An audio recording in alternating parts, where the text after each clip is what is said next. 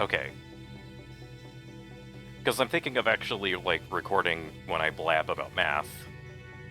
Because there might be people that are into that. Who knows?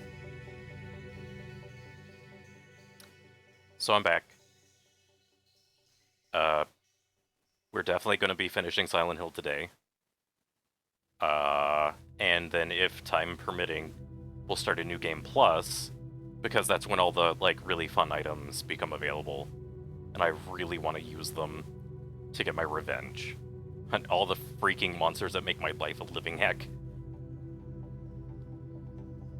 Before that, though,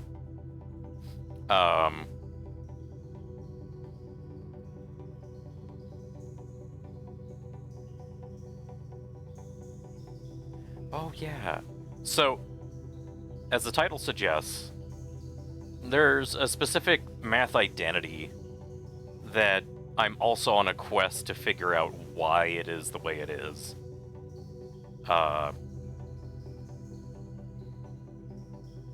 It's the limit as x approaches 0 of sine of x over x. That equals 1. Why it does that? I don't know. I know that I had looked through the proof before, but that was like a few years ago. I don't remember how it goes again. So I'm gonna see if I can figure that out without having to look up too much. Because I realize I learn best when I build things for myself. Otherwise, I just forget. So we're gonna try to figure out what the heck the limit as x approaches 0 sine of x over x equals 1. Why the heck that is the way it is. As always, I'm always open for questions, math, physics, and whatever else you might think I could help you with related, and it's all for free. Subs and donations are appreciated. But they're not necessary. You totally can get a good math tutor experience for free here. Okay.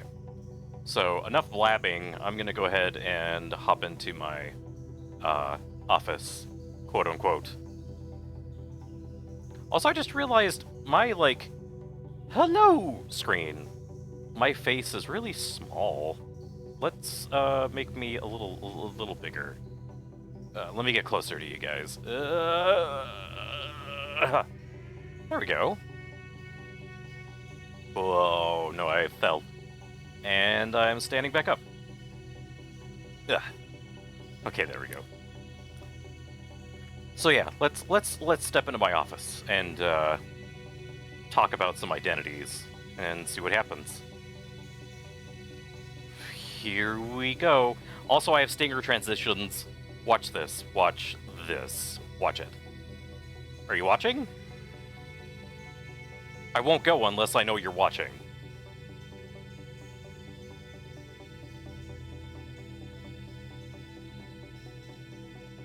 Okay, let's go. Yeah! Stinger transition. Matter of fact, here, I can do another stinger transition. Here we go.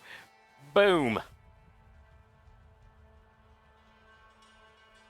And now I'm back! Whew. Yeah! I'm probably gonna learn how to make a nicer one. Also, one that isn't pea green. Because it's kind of a... I like green as a color. And when I first made the transition, I thought that color of green looked nice. But it was on a tiny little sliver of a color picker. And as it turns out, when it takes up an entire screen, that color of green doesn't look that good. Because it literally looks like a green screen that I'm just having swipe across my face. But, yeah, whatever. Now I'm just checking some stuff. Okay. And again, if anyone is new here, yes, I really am a math tutor, I promise. I have, like, practically a decade of experience in paid jobs, private tutoring, and also working for community colleges as well. And also in private companies, tutoring kids K through 12. I really should put, like, not necessarily my resume, but, like, a brief rundown of what I've done, so that people can actually trust that when they look at me, they're like, oh yeah, this person knows what they're doing. But whatever. Okay. So the identity that I really want to understand, it's something that you see in your first semester of calculus. And it relies on a little bit of trigonometry, is this.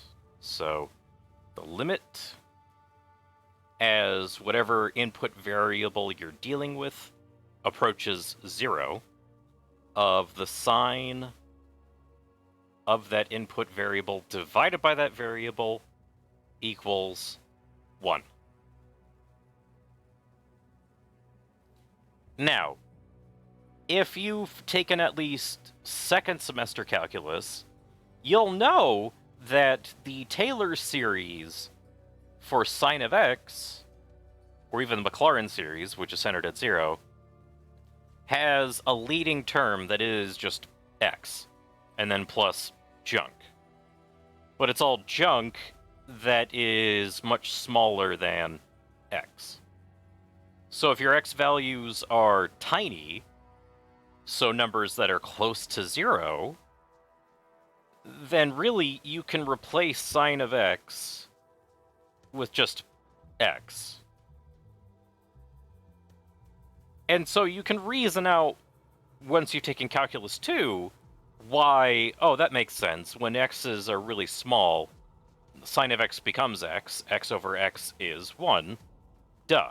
Not a difficult concept to understand. But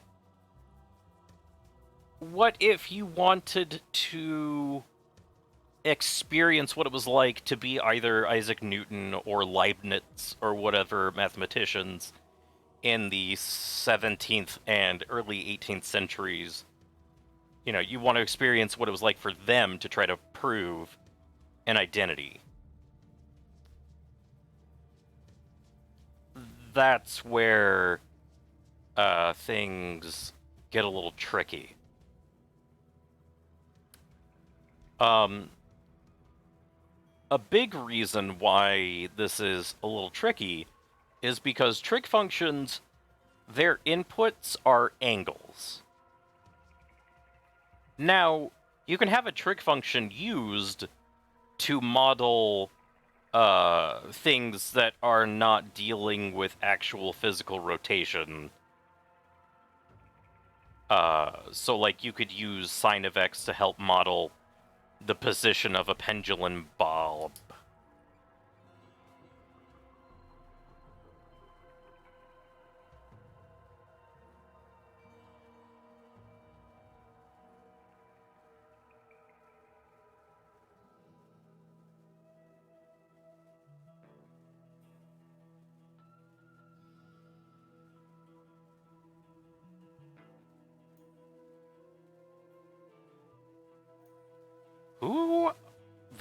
Who?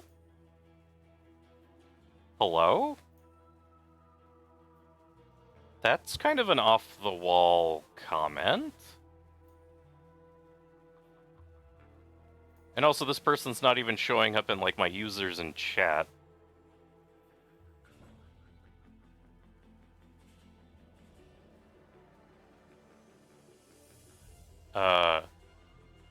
And also, it's really hard to tell if, like, they don't like President Biden, or if they're just making a silly joke like, haha, you know.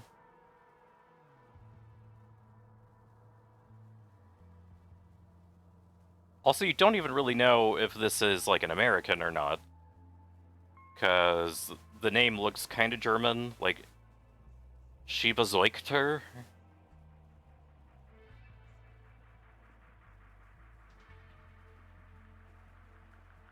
Huh. Yeah, I don't know where to go with that.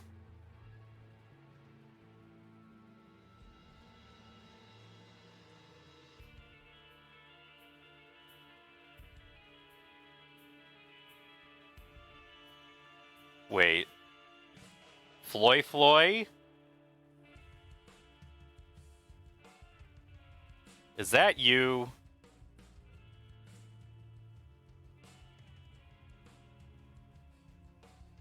Also, I'm not sitting here with my mouth actually open.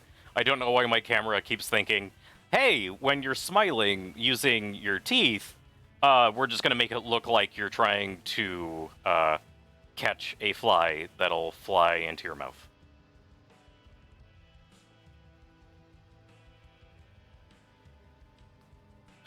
If it isn't Floy Floy, then I'm probably gonna block you.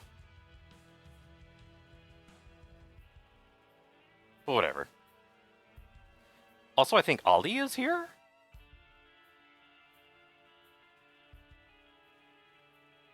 So yeah, hello Ollie.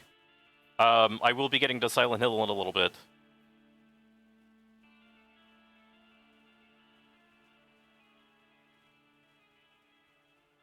Yeah, that's Floy Floy. It has to be. Although he's not using, like, 3 different languages at the moment. That's how you can tell it really is him. When suddenly it's like, speaking in English, and then suddenly speaking in German, and then suddenly speaking in Russian, and then suddenly speaking in Klingon. Okay, he hasn't used Klingon yet. But yeah, oh well. Oh, okay. I accidentally clicked on Discord because I saw a red notification and then was like, ooh, pretty light. Okay. Oh, I know what my problem is. It's because I forgot what the paint icon looks like, so I haven't been able to click on it. There it is. Man, I'm such a professional. I know exactly what I'm doing. At all times. Okay. So. Now. What kinds of things would mathematicians 400 years ago have known that might be able to help us figure out why, when sine of x, like when x approaches 0, sine of x and x become the same thing? They would have known trig identities. So, like, sine squared x plus cosine squared x equals 1. They would have known what a sine graph looked like. Hey, that is no problem with me. Matter of fact, that's like part of the reason why I want to do this channel, is because it almost recreates my experience of being at college. We had this study room for physics students. It was essentially just a cave. It was on the 4th floor of this tower, no windows, and it was only maybe like 20 feet by 20 feet. It was a shared den of suffering and sadness, but I really loved it. So yeah, like, feel free to hang out. That is cool. Hopefully work goes well too.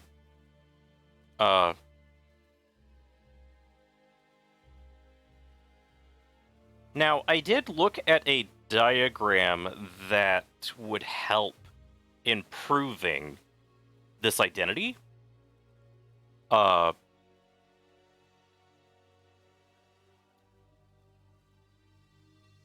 the diagram, it had a circle. I think it did. Anyway.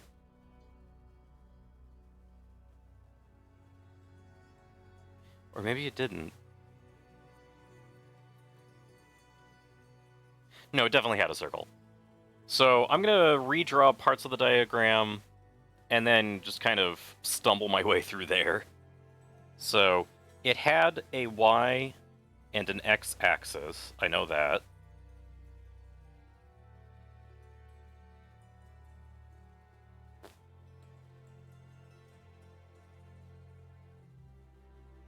Boom. Okay, my perfectionism. I wonder if furries actually use, like, words like that. Perfectionism. But yeah, my perfectionism is annoying. There we go. Okay.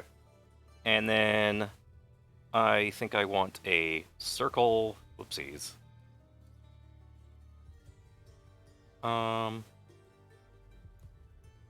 Yeah, we'll make the circle light blue.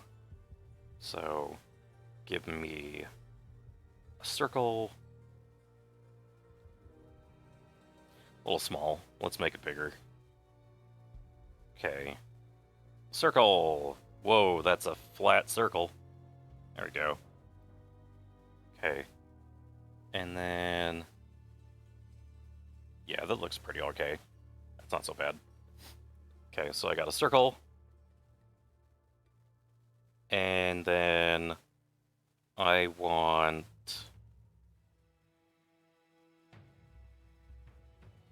a line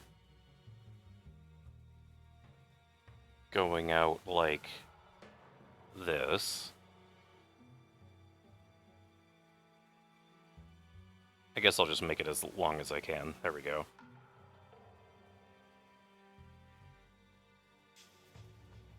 And then another line, so that's going to drop down to here. Okay.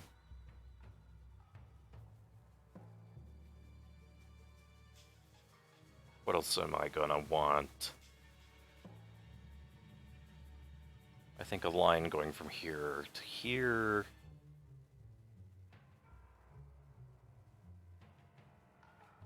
Yep. Alright, so I got that.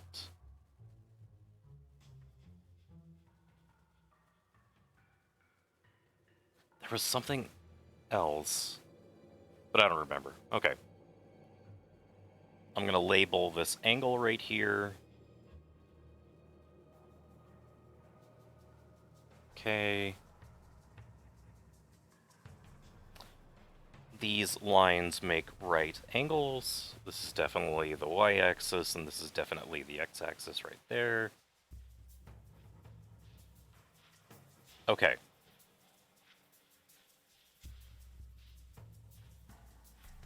So I'm going to label this angle theta. The circle is a unit circle. So the radius of the circle is 1. So that means this hypotenuse is a length of 1. So trig functions like sine of x, well, sine of theta, would be the length of the opposite leg divided by the hypotenuse, but the hypotenuse is 1. So the length of the opposite leg would just be the sine of theta. And so the adjacent leg would just be the cosine of theta in length. So labeling those lengths, this would just be cosine theta long. This guy would be sine of theta long. It's a unit circle, so we know that this excess length right there would be 1 minus cosine theta long.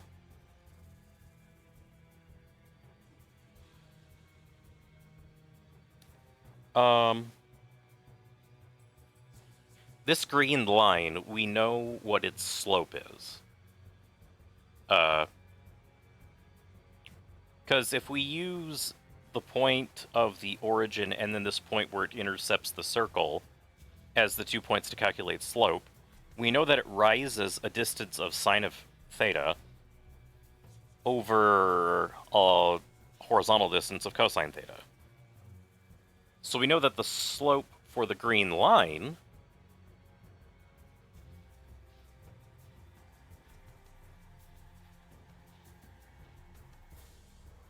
is tangent theta, which means that the equation for that green line, if we need it, we probably don't, but we might, is tangent theta times x. That's the equation for this line, the green line, because it starts at the origin, so its y-intercept is 0, so I don't have to write that.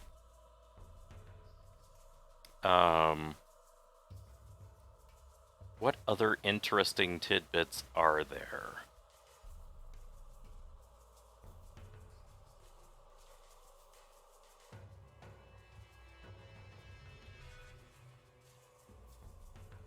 We know for this point right here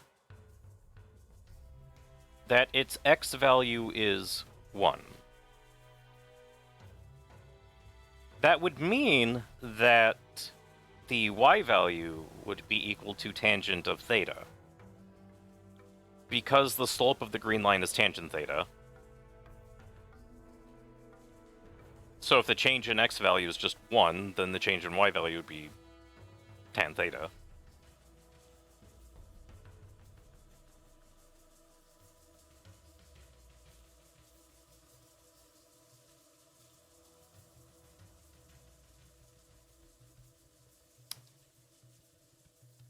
Another interesting thing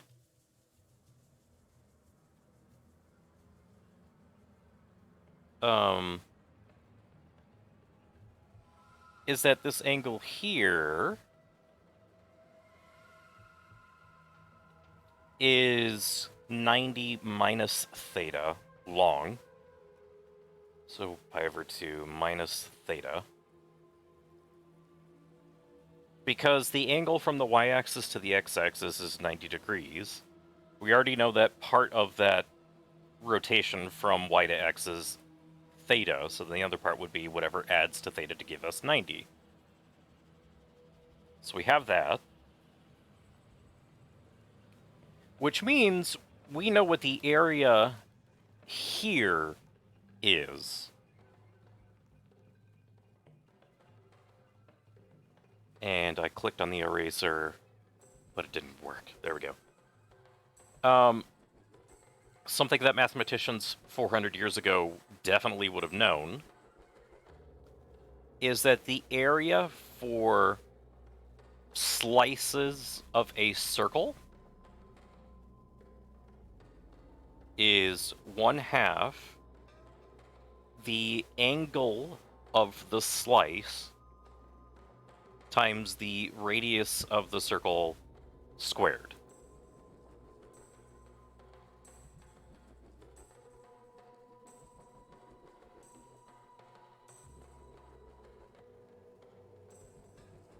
You can verify that because an entire circle's area is pi r squared. The angle to get a complete rotation in radians is 2 pi. 2 pi, if you put that there, would multiply to the half and would just leave pi. So, that checks out. So we know the area of that sector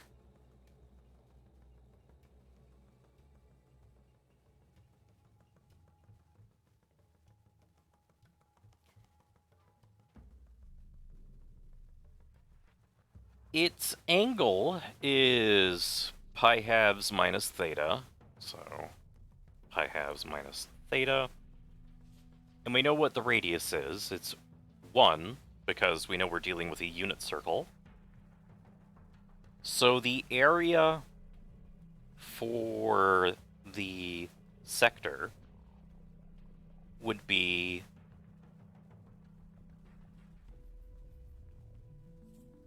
I'll think I'll keep that as pi halves. So 1/2 pi over 2 minus theta.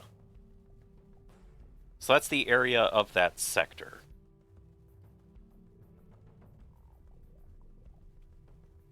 The area of the other sector,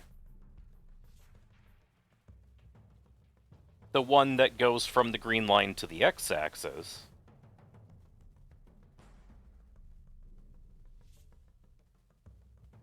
and I wish I had, like, maybe color-coded it. Whatever, though. The area of the other sector would be just 1/2 theta.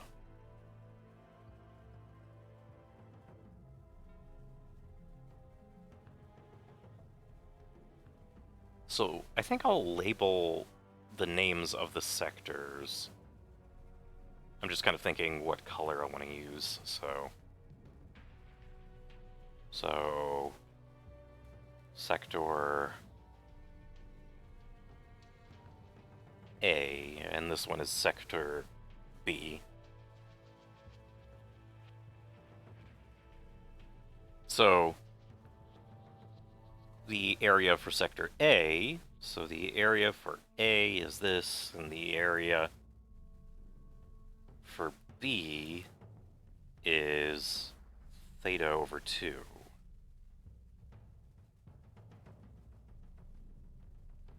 Okay.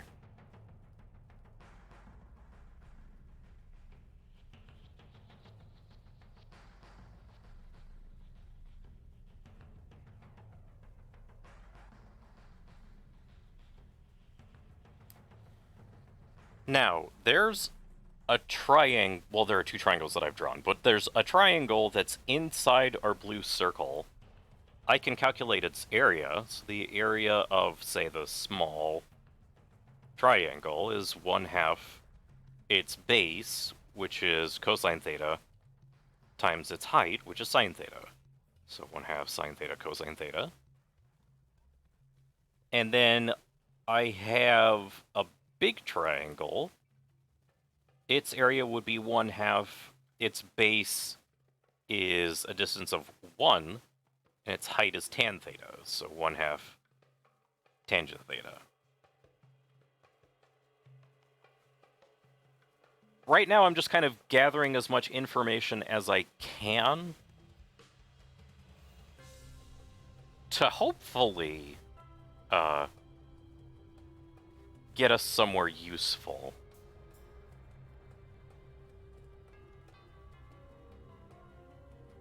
Alright, now.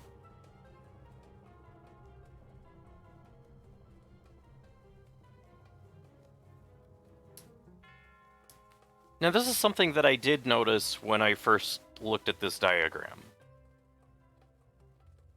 This red... I'm looking at the color brown, and I called it red. So, the brown side of the triangle, its height is sine of theta. The angle for that triangle is theta. If you make theta closer and closer to 0, then you see that sine of theta gets closer and closer to 0. So that already kind of explains why sine of x over x, the limit as x goes to 0, is 1. But not quite. We're not there yet. So, let's see here.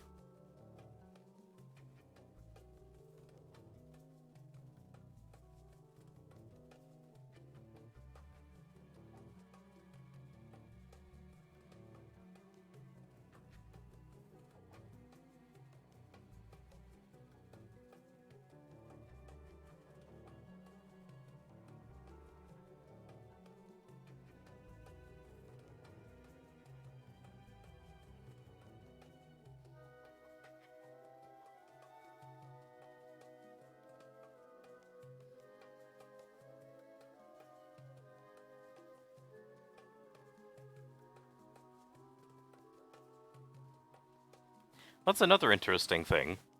This light purple side of this bigger triangle, its height is tangent theta. And as I make theta smaller and smaller, tangent theta will get smaller and smaller.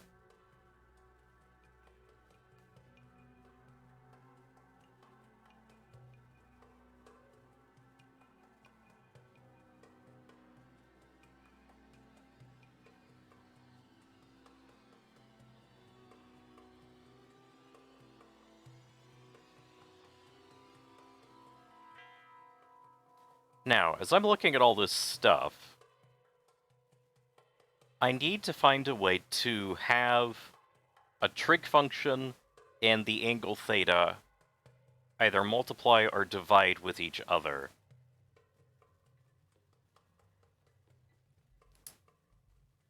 Because that'll get me something that looks kind of like sine of x over x. So I need some sort of multiplication where an angle and a trig function are multiplying or dividing together.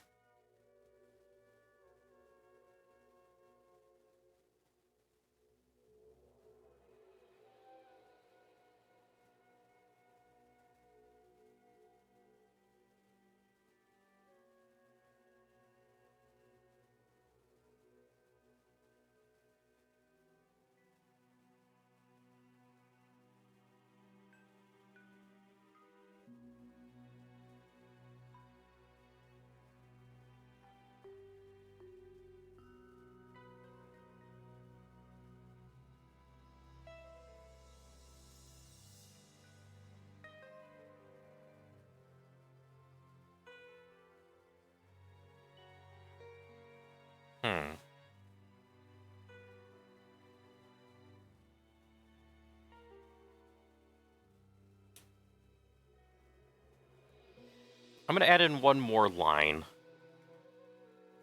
Because why the heck not? So from here to here, parallel to the x-axis. So we have a right angle right there.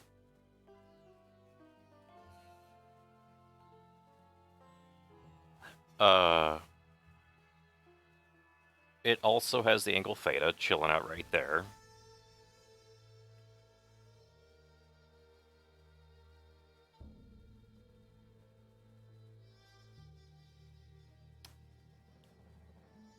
The height of this little piece of the purple line would be tangent theta minus sine of theta.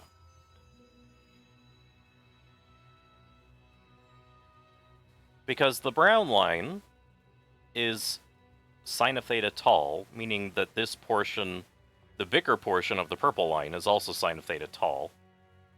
The entire purple line is tangent theta tall, so this shorter top part of the purple line would be tan theta minus sine theta tall.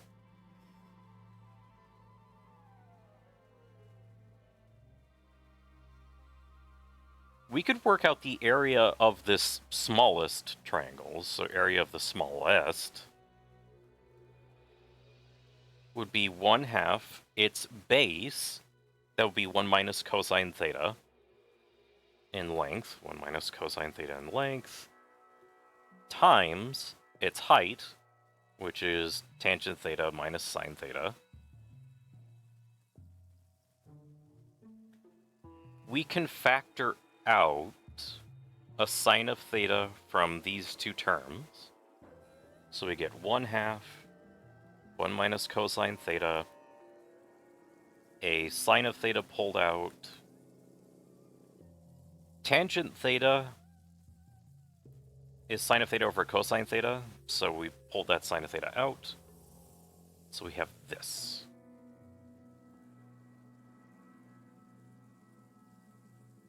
Okay.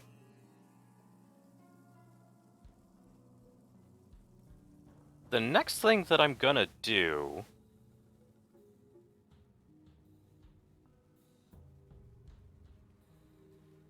I don't like having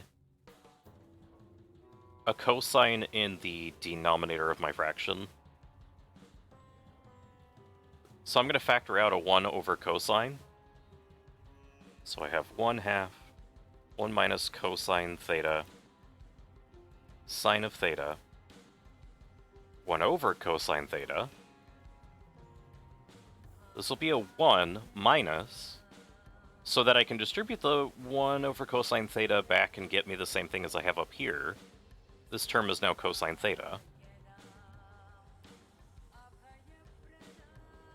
And I can factor out a negative sign from these two terms, because it will look exactly like the very first term, the 1 minus cosine theta. Also, I can have sine of theta just sit on top of cosine theta, and that'll just turn into tangent theta. So factoring out a negative sign, moving sine over cosine, and yada yada yada, I get negative 1/2 tangent theta, 1 minus cosine theta. Oh, and I don't have to factor out a negative sign at all. Oopsies. It already is 1 minus cosine theta. So never mind, I'm not going to do that. 1 minus cosine theta squared. I'm going to actually square this, so I get 1/2 tangent theta, 1 minus 2 sine theta cosine theta plus cosine squared theta.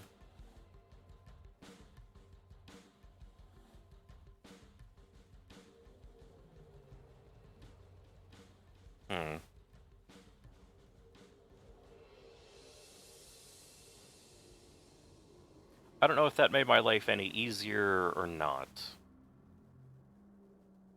I'm leaning towards no.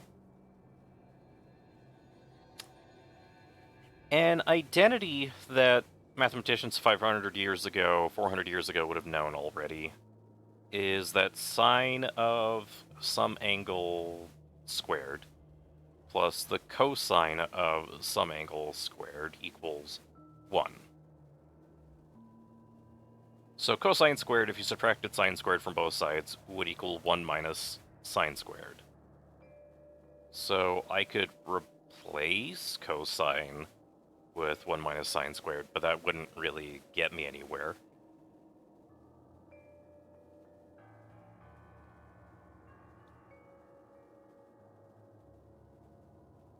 So I think I'll just leave things as they are in the line just above. Okay. Now, why did I look at the areas of all of these little triangles? Well, they're all similar triangles. Similar triangles have scaling factors for their sides. So if I have two triangles that are the same shape but different sizes, so a triangle like that, and then I had another triangle in it, like so,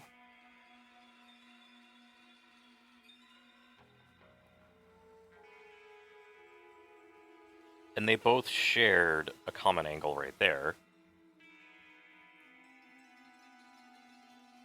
we'll say that this distance here is, I don't know, A. This distance is B. And this distance is C. And then let's have this extra distance equal gamma. This length be beta, and this length be alpha.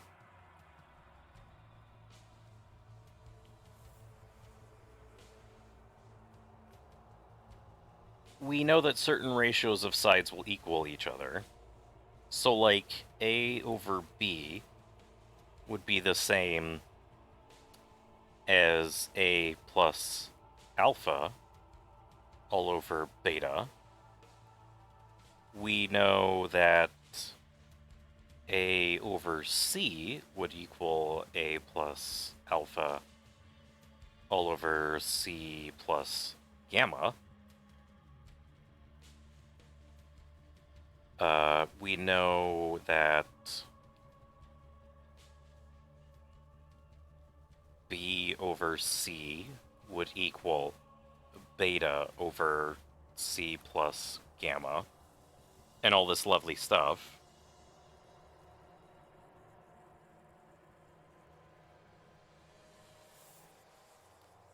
The area of the smaller triangle would be 1/2 AB. The area of the bigger triangle, so bigger, would be 1/2 A plus alpha times beta. If we wanted to make a scale factor for areas, we could just take the area of the big triangle divided by the area of the small triangle. So what we would have is a 1/2 A plus alpha over beta times beta all over 1/2 A B. The halves would divide out.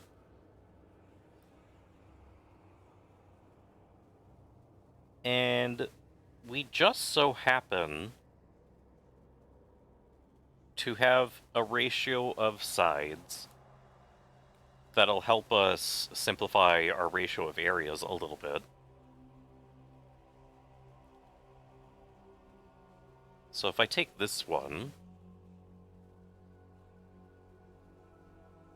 and I multiply...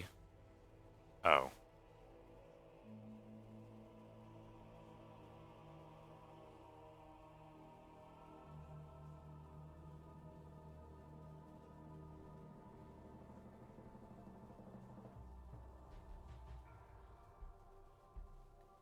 Yeah, if I multiply both sides by beta and divide both sides by A, I get beta over B equals A plus alpha over A. And right here, I have a beta over B.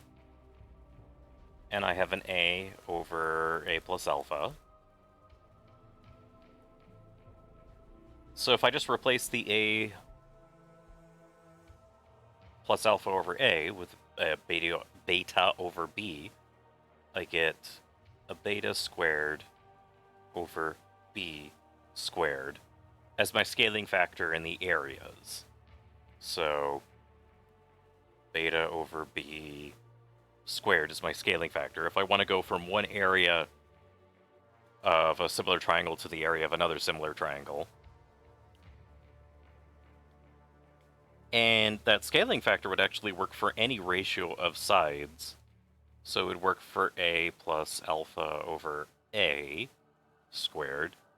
And it would also equal C plus gamma over C squared. So my ratios of areas can also equal squareds of ratios of sides. This might help somewhere.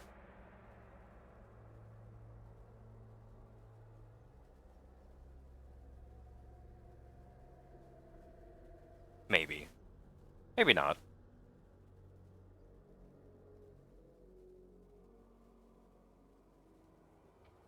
Hmm.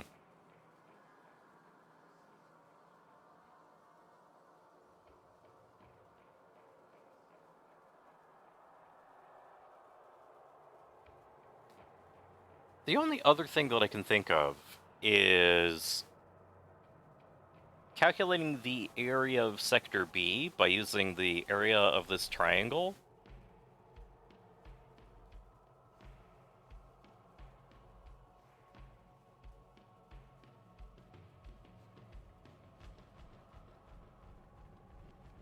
Oh, I just realized something important that I have been ignoring that might actually help. This line right there.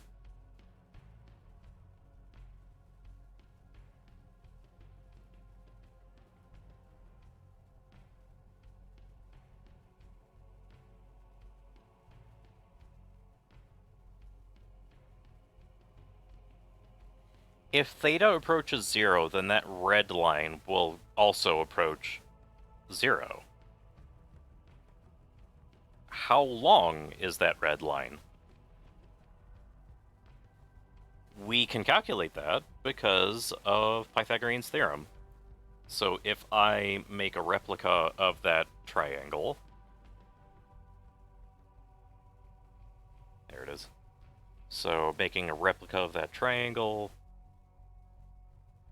where the side in question that I want to find the length for is this hypotenuse right here.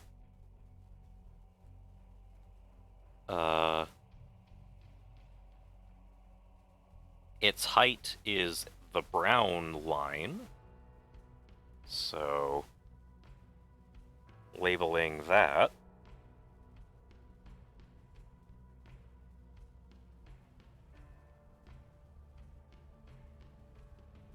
There we are.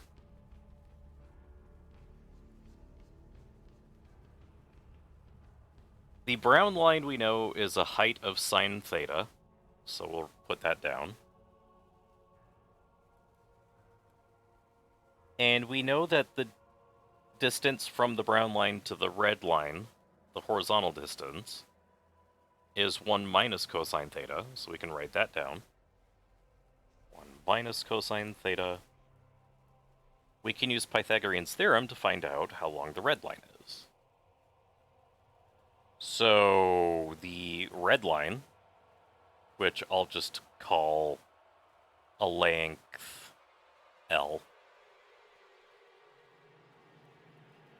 would equal sine squared theta plus 1 minus cosine theta squared. Actually foiling through, I get 1 minus 2 sine theta cosine theta plus cosine squared theta. And looky here, sine squared theta plus cosine squared theta is the number 1. So I get L squared equals 1 plus 1 minus 2 sine theta cosine theta. So L squared equals 2 minus 2 sine theta cosine theta. And there's another trig identity that mathematicians a long time ago would have known, which now that I think about it might not be useful.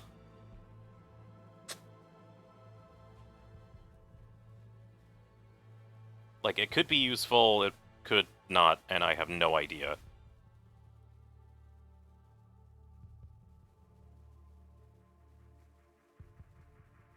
I'll write it anyway. So the identity is for adding angles inside a sine function. So I'll write it in a different color. So the sine of two angles being added together is equal to the sine of the... Yo, Brandon! How's it going? Cosine of the other angle plus cosine of this angle. Not cosine of B, cosine of A. Whoopsie doodle. A, and then sine of the second angle. The reason why that identity is kind of helpful is because if our angles are the same, so just A plus A, we get sine A cosine A plus cosine A. Oh, yeah. Today is not exactly the best of days, I hear ya. Hopefully we can kind of take your mind off of it, though. So 2 sine A cosine A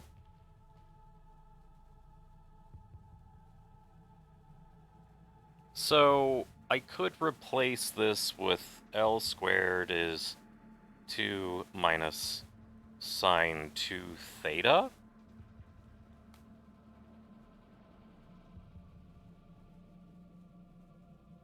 But that's not necessarily the most helpful thing. And it's also going to be inside a square root. Because to find the length of that red line, we don't want that length squared, we just want that length. So it's the square root 2 minus sine 2 theta.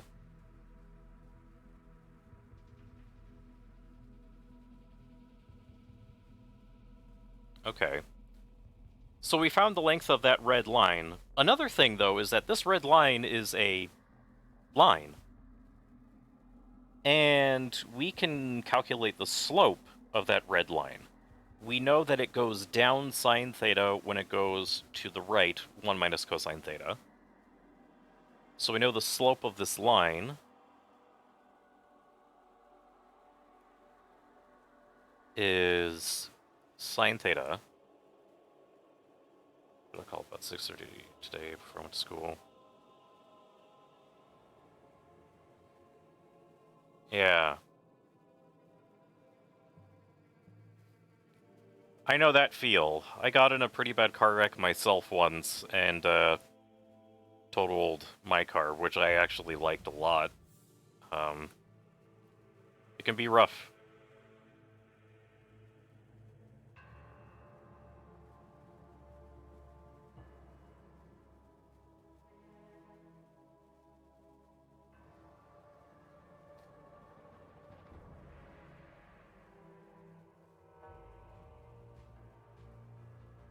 Yeah.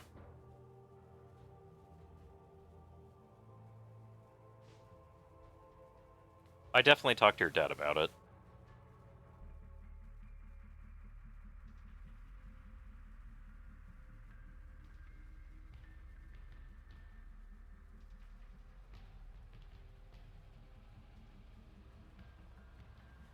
And I'm also just realizing that the length of that line isn't necessarily going to get any nicer than what I've already calculated. I will calculate its area, though.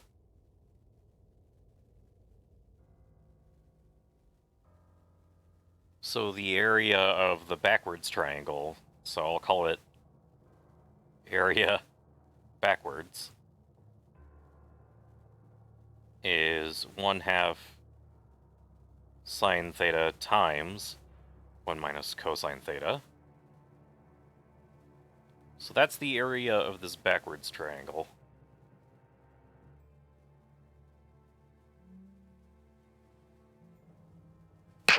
Oops, sorry, I keep banging my mic.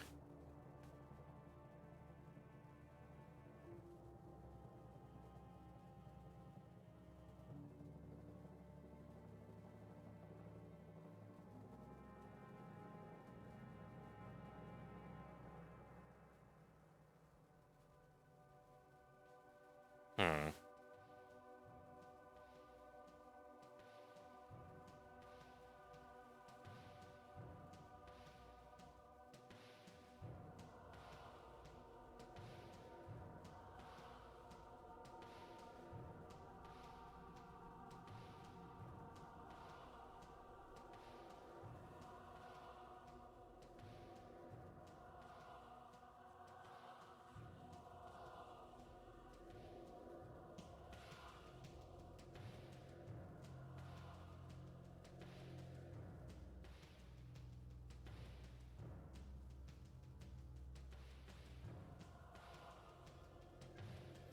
Yeah, we definitely can.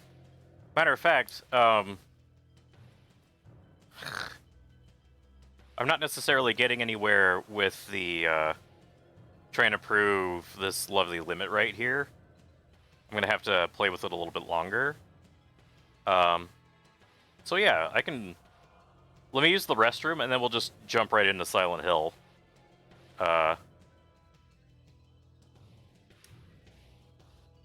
For anyone else out there, yes, I am still open for questions. I promise. I'm a math tutor. That's what I'm here for. Please believe me. But yeah, we'll put a pin in this, and then just pop over to Silent Hill. So let me use the restroom. I will be right back. I promise. I'm not disappearing or dying. I'm still here. Oh yeah.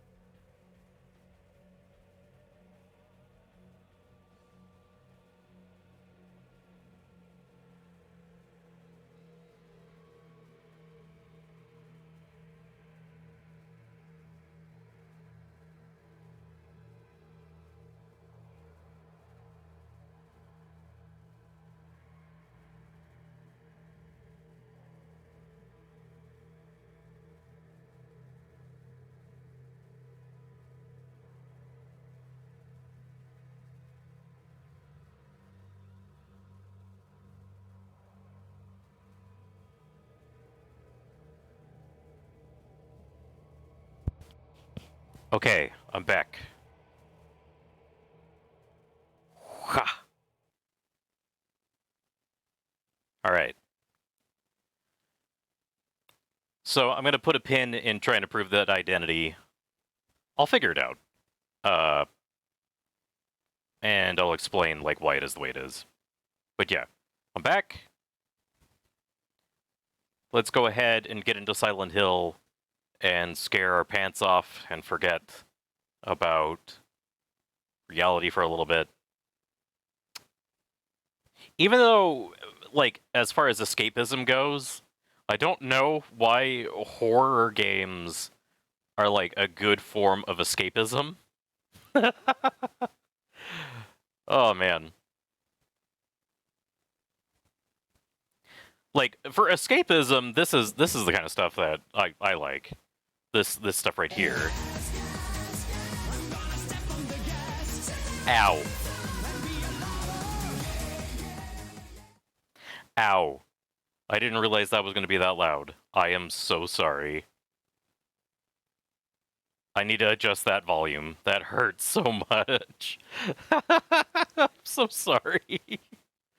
But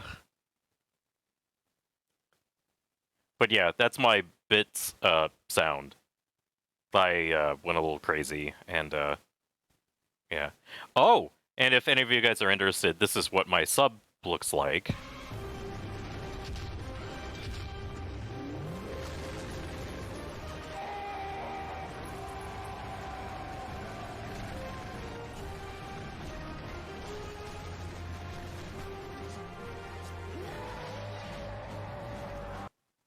Yeah. You get to come in as a dreadnought and save the day. Also, I guess that would mean that I'm the Space Marine commander screaming like a madman. But yeah, let's play a game. Whoa, I inhaled my own saliva. I'm dying. Oh, okay, I'm fine. Alright. So is everybody ready? Everybody ready to get really, really scared? I'm not. But I'm gonna do it anyway. Here we go. Why does it minimize? I don't know why it does that. Oops, I paused the game. I'm sorry.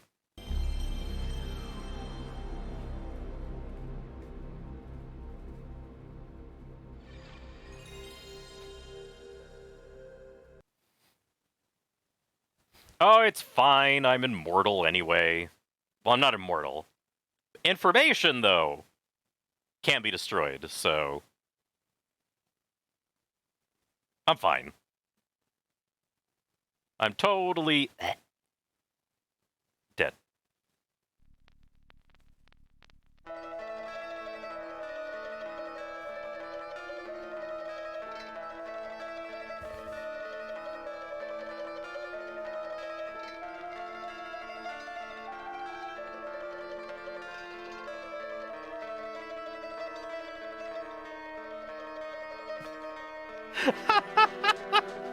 That is the most tsundere thing I've ever seen you type. It's not like I care about you, baka.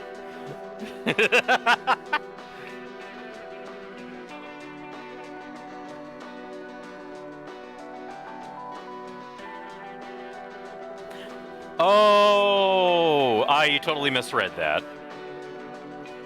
It's like, comma, I care about you. Oh.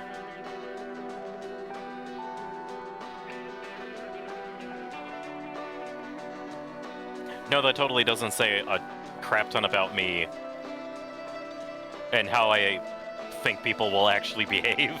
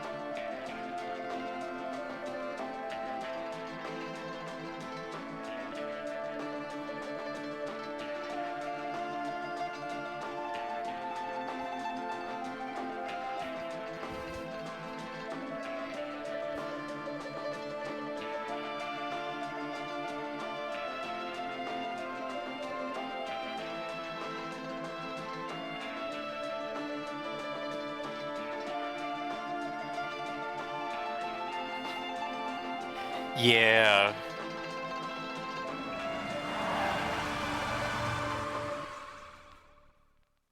Yeah. She is. Lisa Garland's a pretty nurse. I also really like Sybil's design, too, the cop. Especially with the leather pants. A running joke with a lot of my friends that introduced me to this game is like, whenever we want to mention Sybil, we just start making leather squeaking noises. Because, like, in every single cutscene she's in, if she, like, just turns her head, you hear just a huge amount of squeak. It's lovely. Alright, so, we're just about at the end of the game. We woke back up in the hospital, but in the hell dimension. I'm pretty sure that we need to go to the basement where Alessa's room was. And we're probably going to find some lovely stuff happening down there, like maybe a satanic cult ritual that's about to sacrifice her. But who knows? We'll see.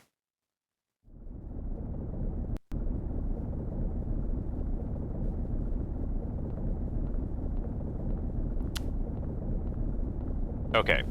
I think I looted this room pretty good. Of course I don't have a map. Oh. Oh, well, I guess this is the way I need to go, so... Wait. Is this where I need to go? Yes. Okay.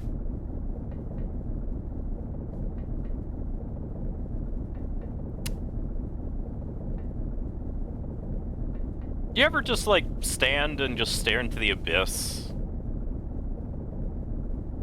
And wonder how the heck you got here?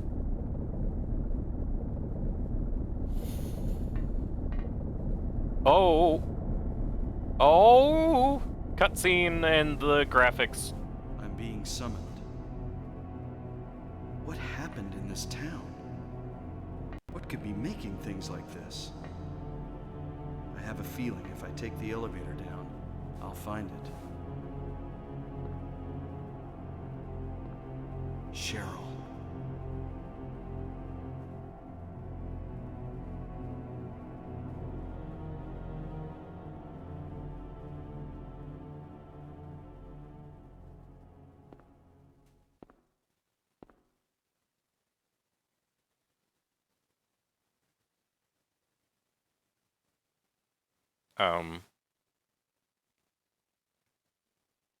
Well, it's quiet. I don't like that. Uh-oh. Oh, hey, it's the room with the bird. As I was saying, it's the room with the birdcage that was empty.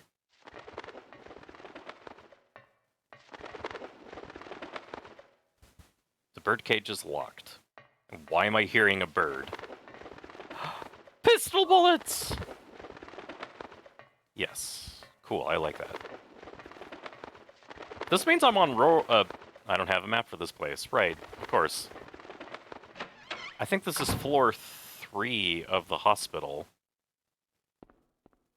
Alright, I came through the elevator. Can I go through this door? Yes, I can. I don't see a monster, though. But I hear ominous music. Oh, yeah. Wait, what is this? There's a key in the faucet, yeah.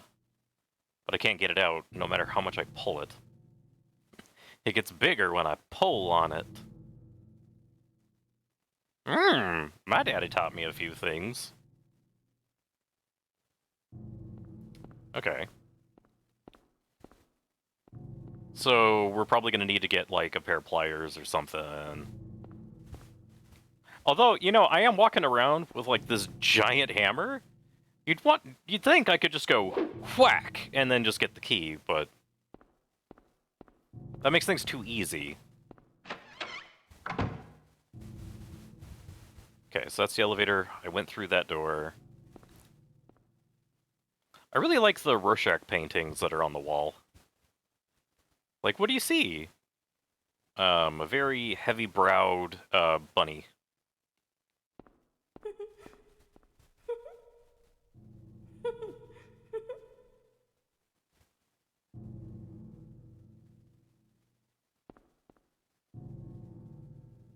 Okay, I don't know if you saw that. That was Alessa. It was the same blue school uniform. But this time she was as tall as the little black see-through ghost. So it's probably safe to say that little black see-through ghost is Alessa. So let's go through the door with the dreidel on it, shall we? Oh, never mind, it's locked. The word Faleg is carved on the door. Well, we probably need to get a key then, don't we? Okay, opening monster.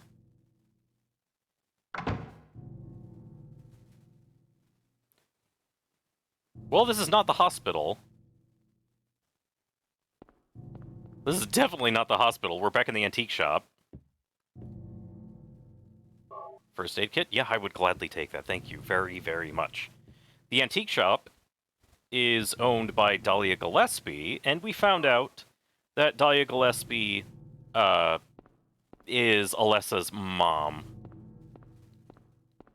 And we also learned that Dahlia is probably the head of the cult in Silent Hill. And that cult is also involved in drug dealing. So they're not nice people. You know, like most cults, you know, as long as they don't deal drugs, they're fine, right?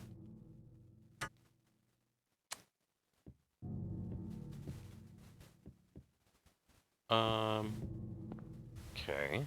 Oh yeah, I probably should look at the clock, because the clock definitely wasn't at this time when we were in the real antique shop. Also, what the... Oh no, that's just a notepad. Okay. There's a there's a square hole in the center of the clock. The hands of the clock. It's a key. I can't get to it because of the glass cover. Why don't I bash it? Oh, I can actually reload my shotgun too. That is nice. I have more than 0 bullets. I have 18... I have 24 rifle bullets. Ooh, that's not bad at all. Alright, so... Oh! Oh, that's a lot of nurses. I don't like it. Okay, I gotta get you down. Kill you. Where's the other one? Where's the other one? Where are you? Come here! Check up.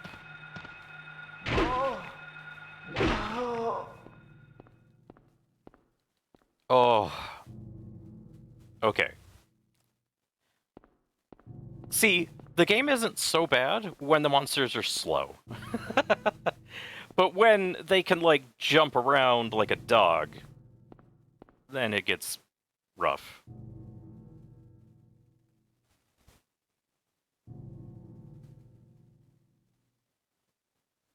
I would be really proud of the pun I just did, but I didn't plan on it.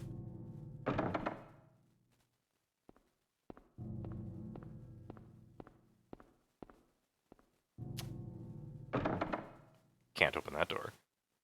Ophiel is carved on the door. Alright. What about here? Yep, I can open it. Oh, it just goes straight down.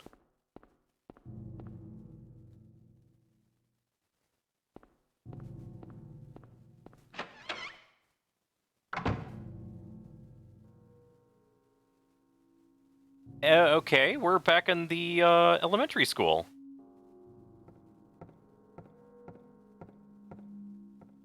But it's really empty, and there's only one desk. And the desk looks messed up.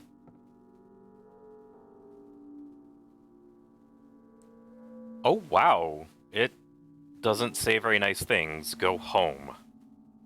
Thief. Drop dead. Okay, remember, this is an elementary school, so that's really mean.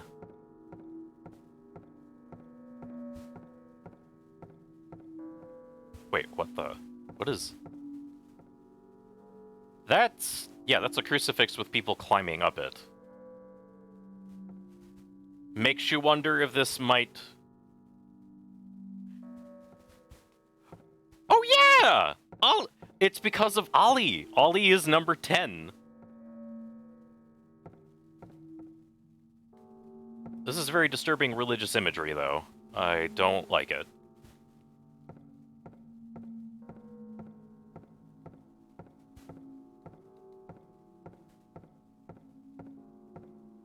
But yeah! We made it, man! We made it to 10 followers!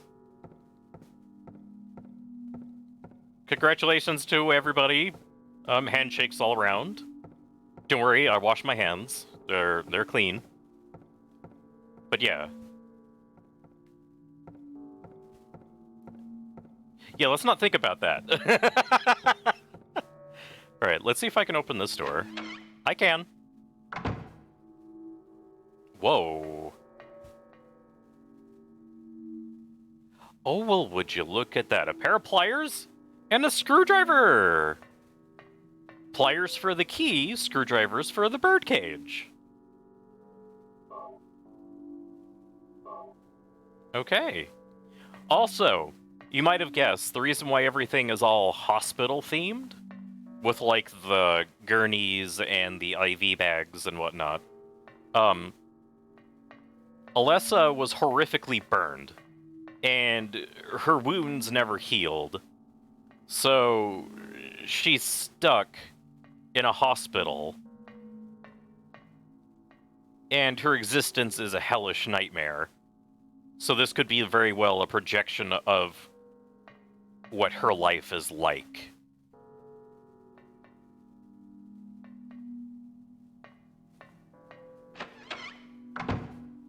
Well, don't worry, we'll fill it with fear instead of sadness. I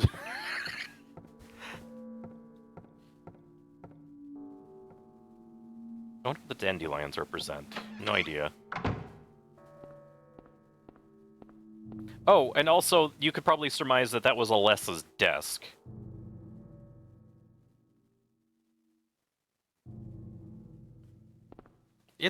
You've had not just a rough day, but a rough week. Yeah, I totally hear ya. Oh yeah, but that desk is Alessa's desk. And apparently she was bullied a lot in elementary school.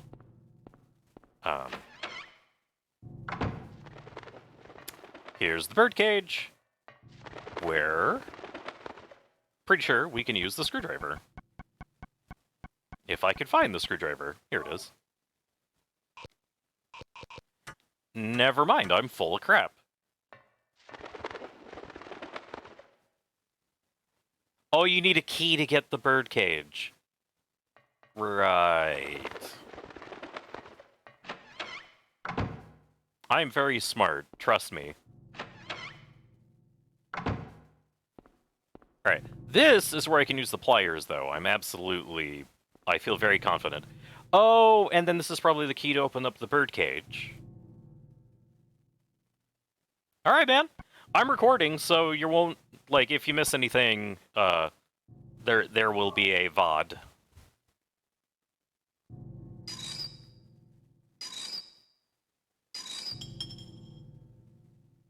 Okay. Pick up the key. Key of Ophiel. Oh! Alright. There was a door that said Ophiel.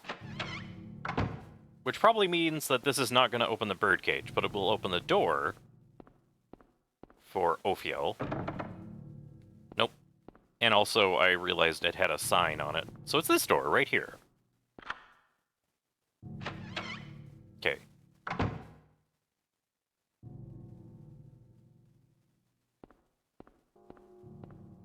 This is new.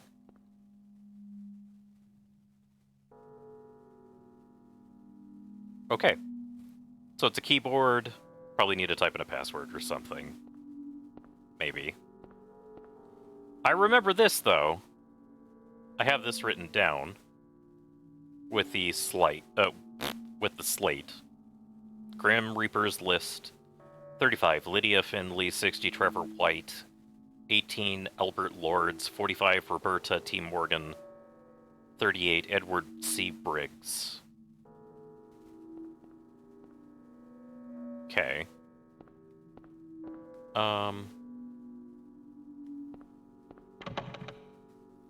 Lock is jammed. Uh-oh. Oh, no, okay, this is just how I go from one, hospital floor to another. Okay. I guess we'll try this door. Nope.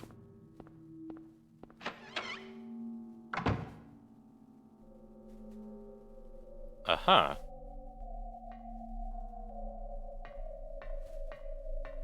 Where are all these pictures? A balance scale is 2. Okay.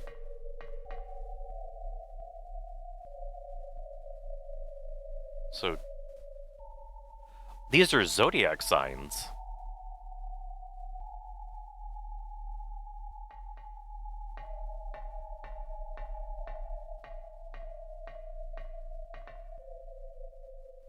Yep, the ram. So we have the scales, the fish, the ram, the crab. And then we have zodiac symbols that are already up on this thing. We have the centaur, archer, the hunter, or whatever. And... I can't really tell what that is up there. Taurus, the bull. Okay. I don't remember what 2 dancing kids are. Okay.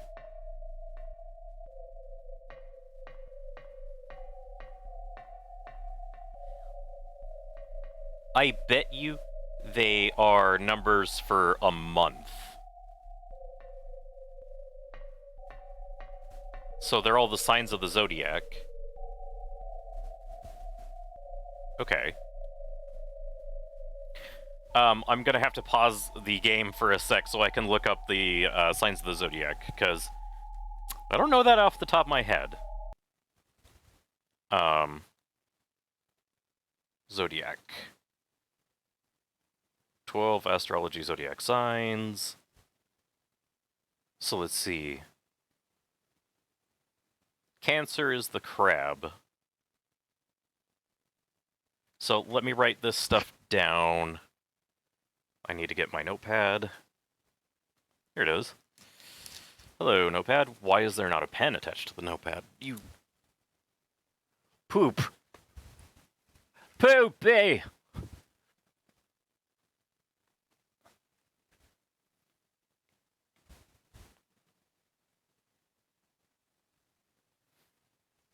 Where'd my pen go?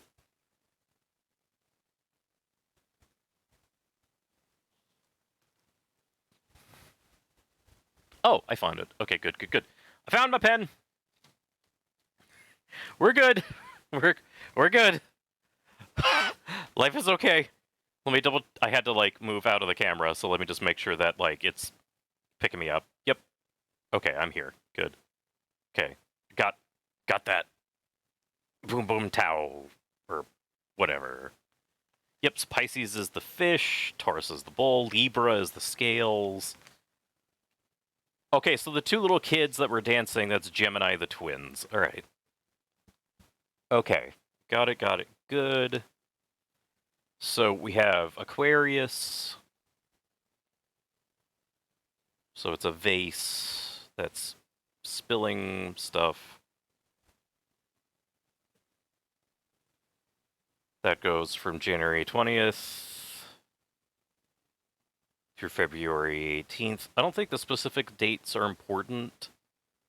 I think just having them in correct chronological order is. So the fishies is Pisces. So 19th through March 20th. Aries is the ram. Okay. So the ram. I'm a ram. Aries. March 21st through April 19th.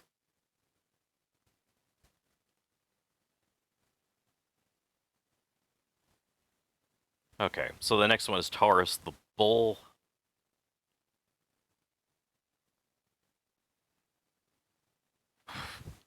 Get little flames coming out of its nose. I don't know why. Taurus. So this is from April to May. Gemini is the twins. Boop-a-doo.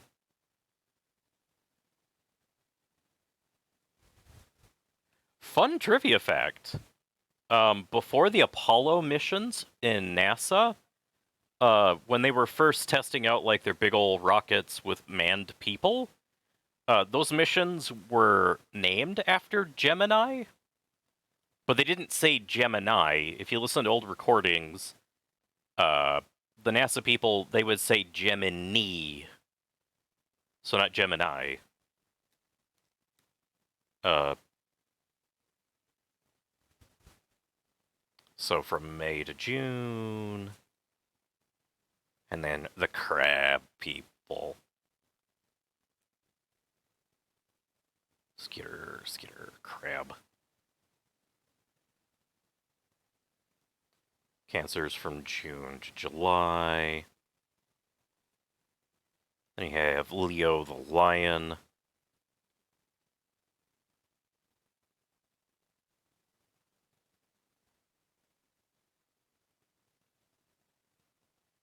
Leo the lion is from July to August.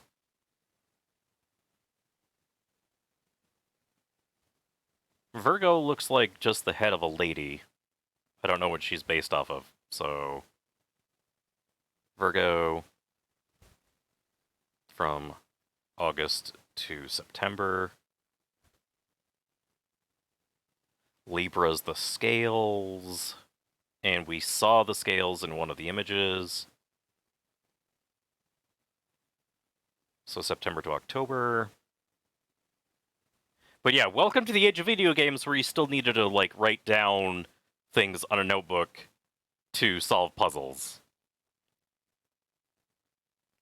Be glad that this is not the game Myst, because we would be sitting for hours with me just writing things down and having to, like, research stuff.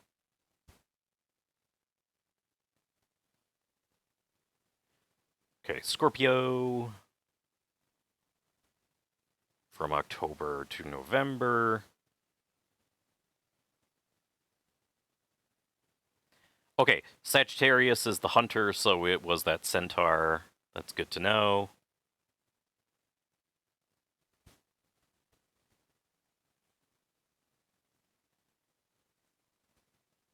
Whoops.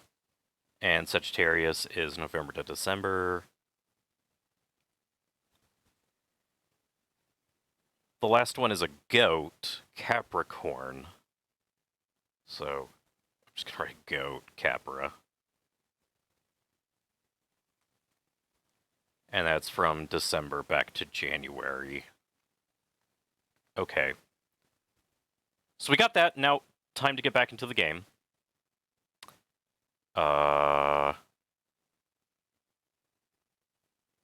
Brain died.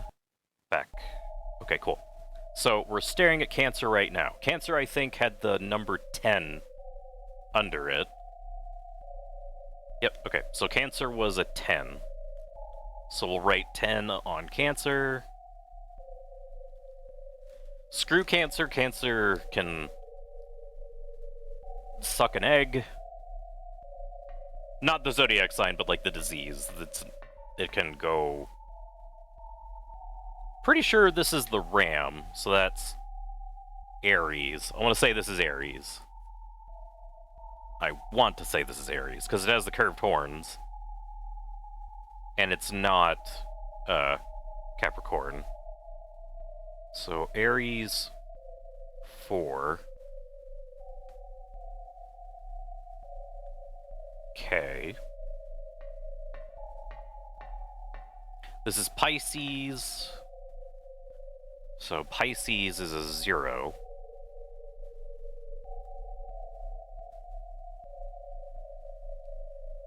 I don't think I've seen all the pictures that they have on display in here.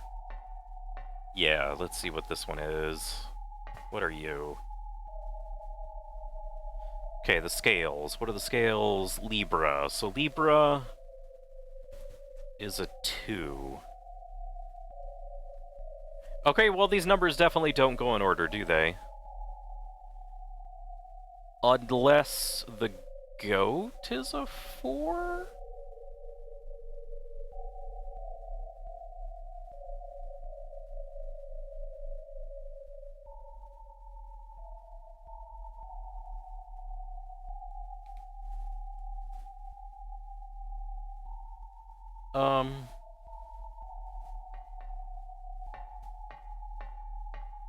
But those are all zodiac signs. What? Okay, this is Sagittarius. Staring at it. No, this is Taurus.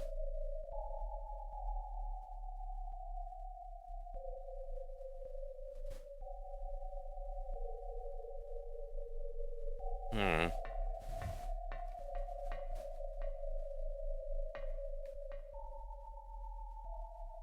And those are the twins, so Gemini.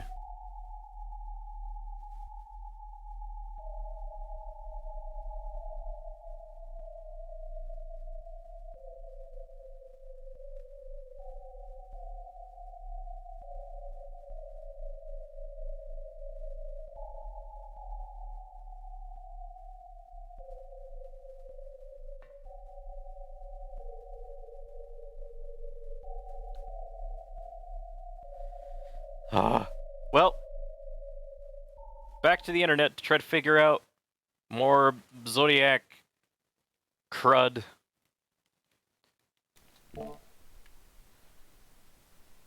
Okay. There are 12 zodiac signs, and each sign has its own string. Blah, blah, blah.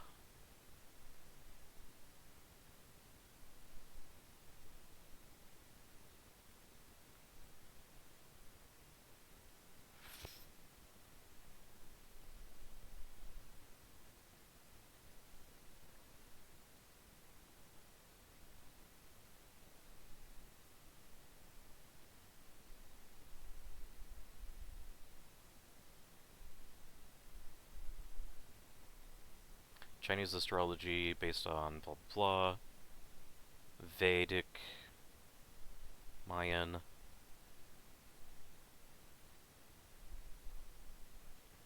Topics on the internet, astrologers considered.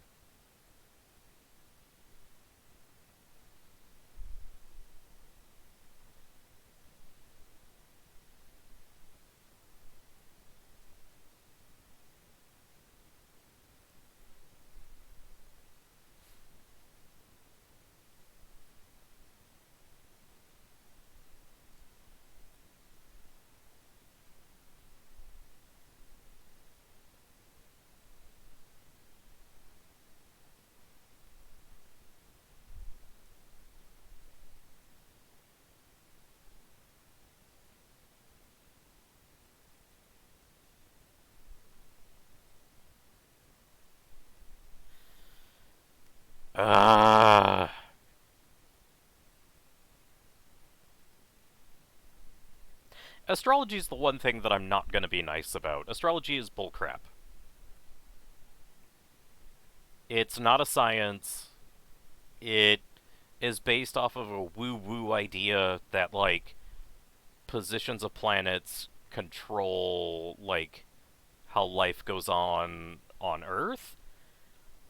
When really the only influence that, like, say, Mars has on the Earth is a little bit of gravitational pull, but since our two planets are so far apart, that gravitational pull is itty-bitty, especially compared to the sun, which is like 99% of the mass of the solar system. So the sun pulling on the Earth is the only really noticeable gravitational thing besides the moon, but that's because the moon is like right next to the Earth. But then the moon, all the moon really does is control the tides. It doesn't like control whether like Billy is gonna love you or not.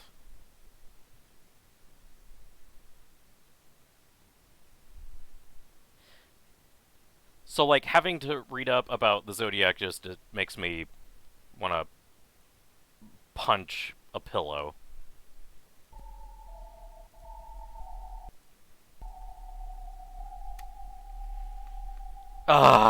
Okay. Is there any other bit of information that I might be able to glean from any of this?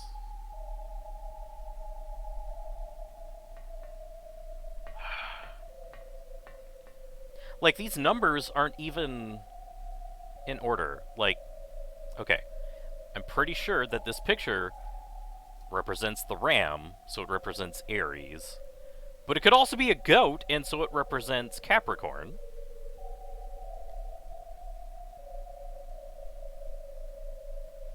Might as well... Okay, so one thing that I didn't do is I didn't put markings on what zodiac signs appear on this little thing. So we have Sagittarius.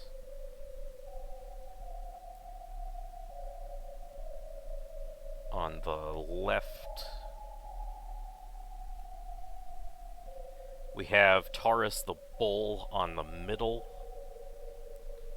And I believe we had Gemini on the right-hand side of this column.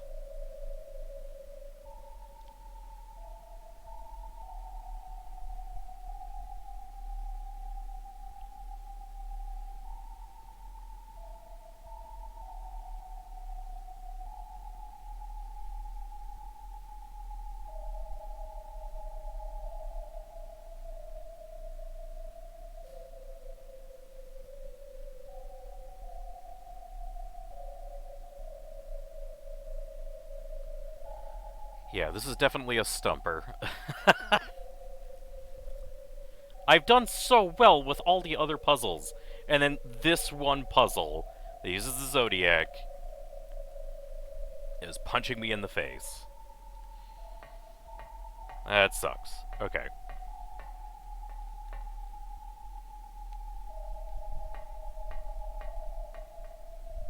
Like I'm at a complete loss.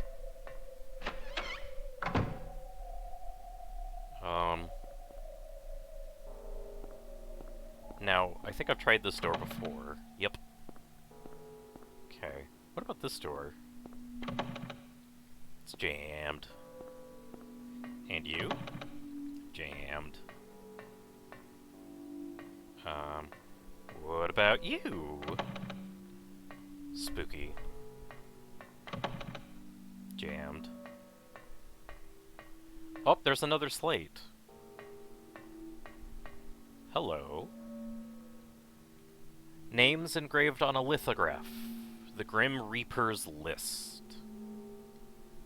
Yes, the head count is set. Young and old, lined up, in order of age. Then, the pathway opens, awaiting them. The frenzied uproar, the feast of death.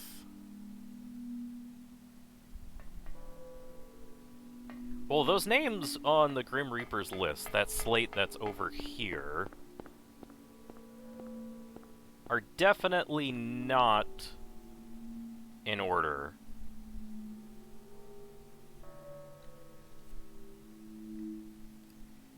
Now, let's look at the numbers.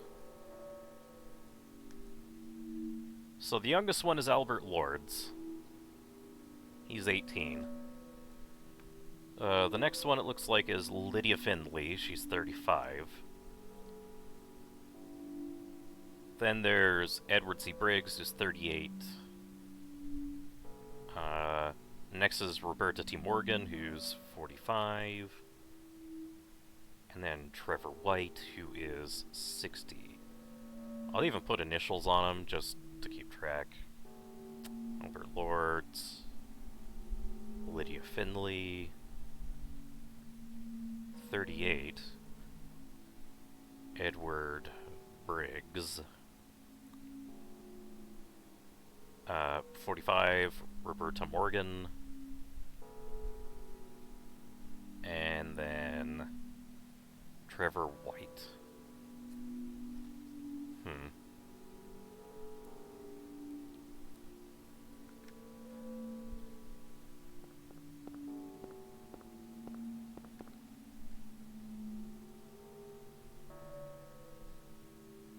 No, this is just a keyboard, though.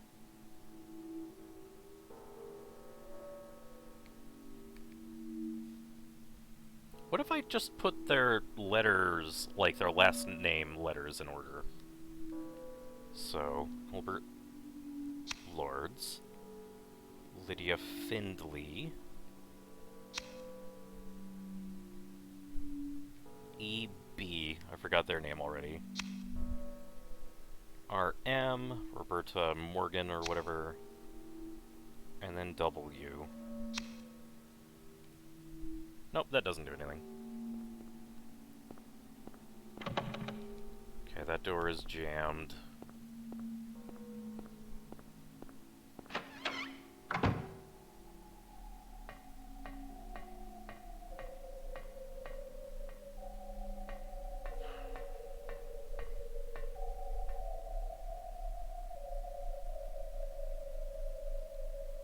Wait a minute.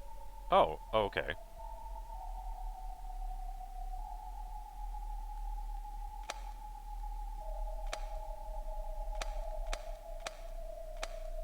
Okay, this is really interesting because it looks like I can only hit one button at a time.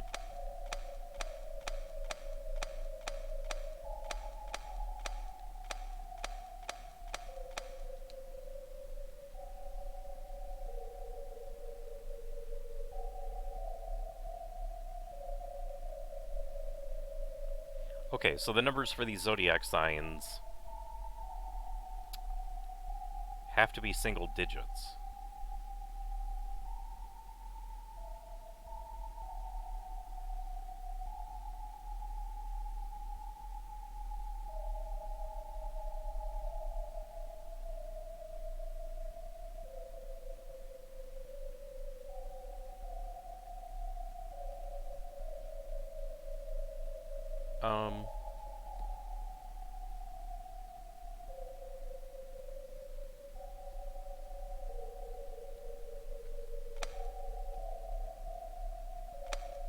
I don't know. I'll put that at 5 for no reason.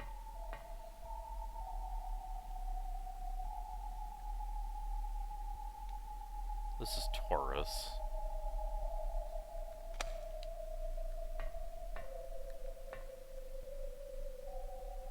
Gemini. I don't know. 6.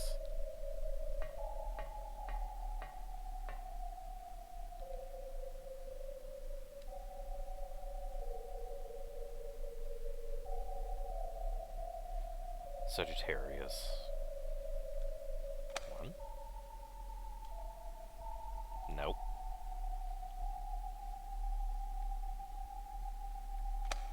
2.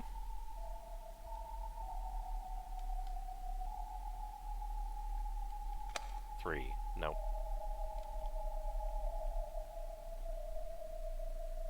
4. 5. 6. 8. 9. Oh boy. Okay.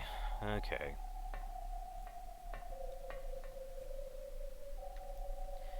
When in doubt, trial and error it out. So, this sucks, because I just realized. We have 3 numpads, each have 9 options to select. All of them the digits, I think 1 to 9.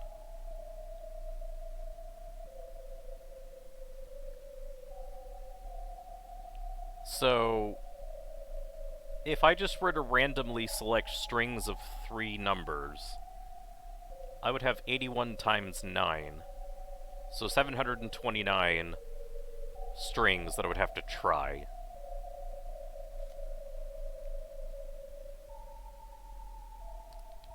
That sucks.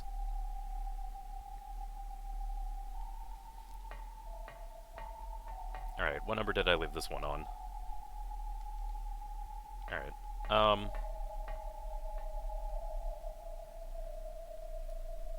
That's another thing. Zodiac signs don't stay on a particular month. They overlap on months. So Sagittarius is November and December.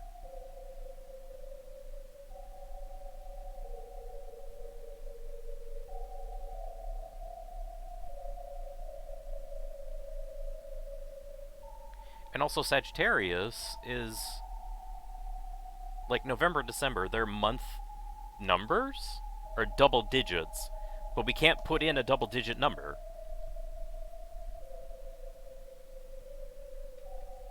But then for some reason, the crab, Cancer, it had a double-digit number of 10.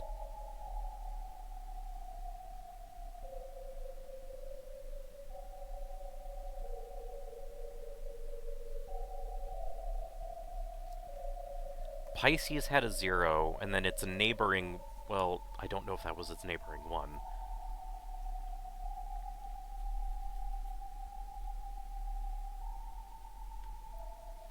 Son of a gun.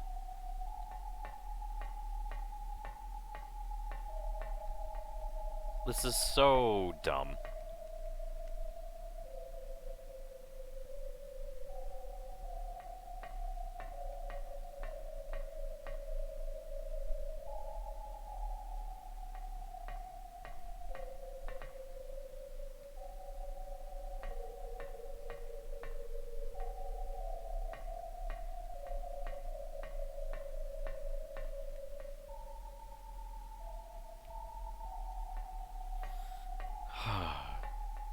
There are 4 things on the wall, and there are 3 things up there. There are 12 zodiac signs, which means 5 signs of the zodiac are being completely ignored.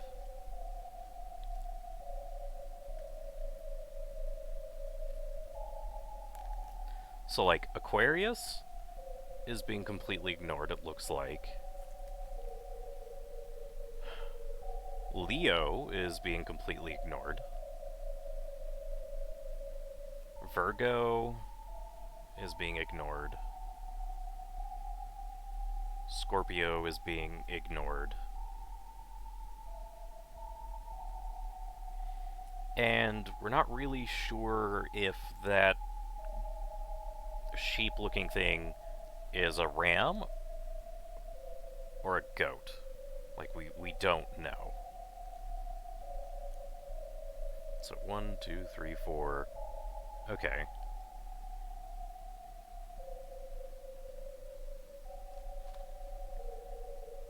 So, the ones that are not being ignored... Pisces... Taurus we know is not being ignored. Gemini is not being ignored.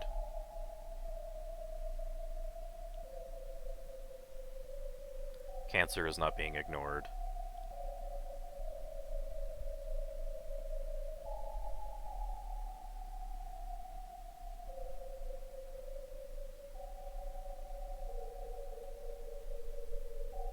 But, like...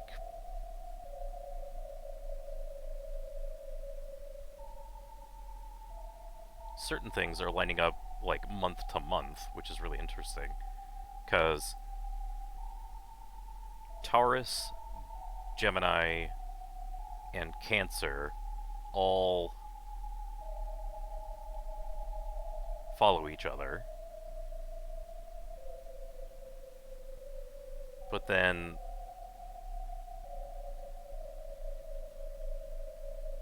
we skip Leo, we skip Virgo, then we get to Libra, we skip Scorpio,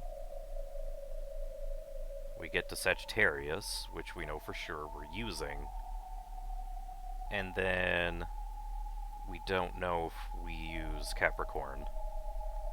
Like, I want to say that we don't.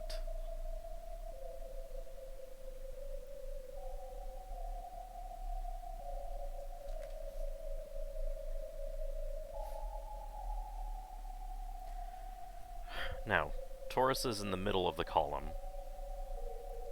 Gemini is on the right-hand side of the column.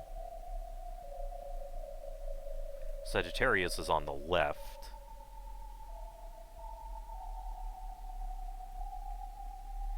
Cancer is given the number 10. Pisces is given the number 0.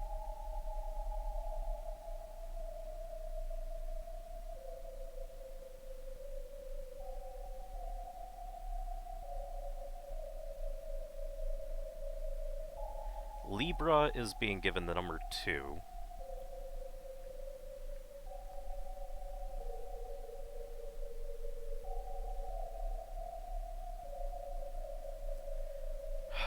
Capricorn or Aries are being given the number 4, but we're not sure.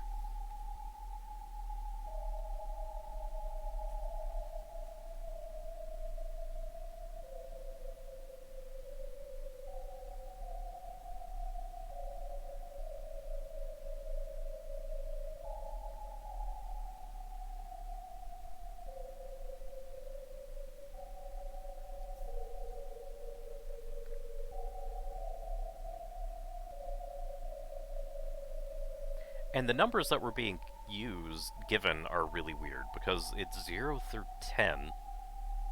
So we're giving 0, but not 1, and then we're getting 2, but not 3. We're given 4, but not 5. I don't think we're given 6. Yeah, we're not given the number 6. So 5 and 6, 7 or 8 or 9 are given, but we're given 10. So we have this one, we have this one, and this one. So there's a gap of 1. There's a gap of 1. And then there's this gap of 1, 2, 3, 4, 5.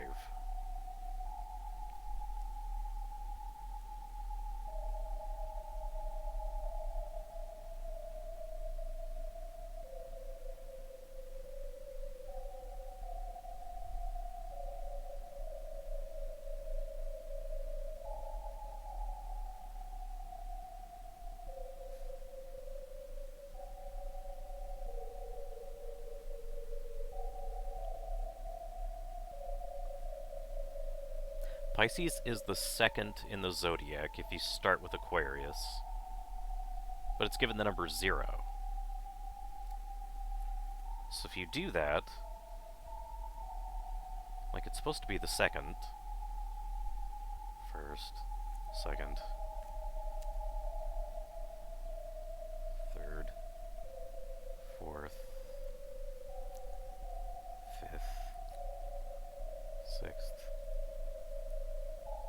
7th, 8th, 9th, 10th, the 11th, and the 12th.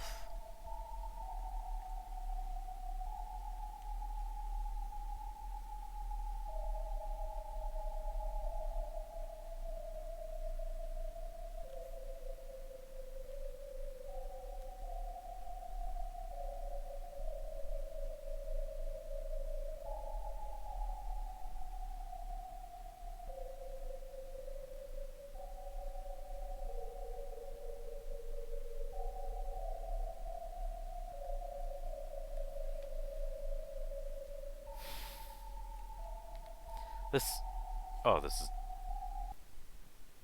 is madness!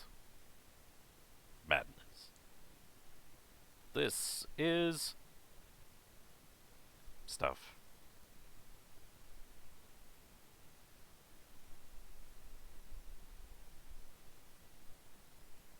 Okay, there was another detail about the Zodiac that I had seen mentioned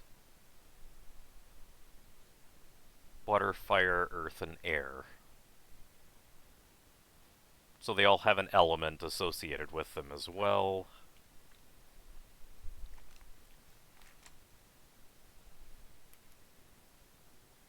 So, Cancer is a water sign. That makes sense because it's a crab. Scorpio is a water sign, but that doesn't make a darn lick of sense because scorpions don't live in water, but whatever. Pisces is the fish, so water, okay, that makes sense, they're fish. Okay. Fire signs, Aries, Leo, and Sagittarius. So Aries, rawr, Leo, rawr, and Sagittarius. Okay, rawr, fire. Earth, Taurus, Virgo,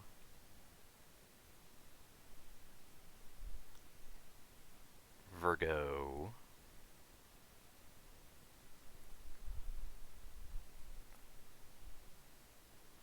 Taurus, Virgo, and Capricorn.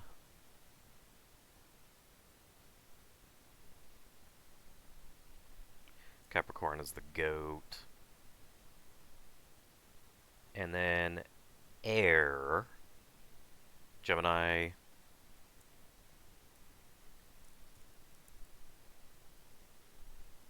Libra is an air, and Aquarius is air.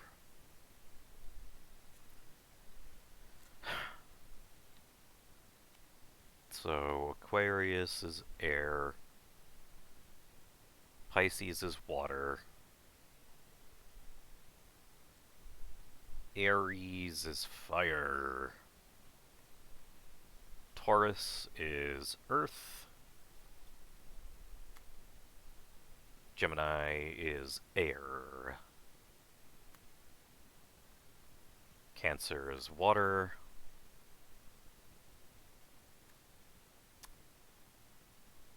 Leo is fire, Virgo is earth, Libra is air,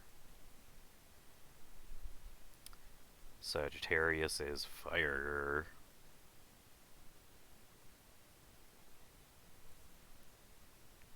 I skipped over Scorpio. Scorpio is water, and Capricorn is earth. So 1, 2, 3 of those. 1, 2, 3 of those. 1, 2, 3 of those, and 1, 2, 3. 1, 2, 3 in between. 1, 2, 3 in between. So then, 1, 2, 3 in between, boom. So air, water, fire, earth. Air, water, fire, earth. Air, water, fire, earth. Okay, so it is cyclical. Air, water, fire, earth.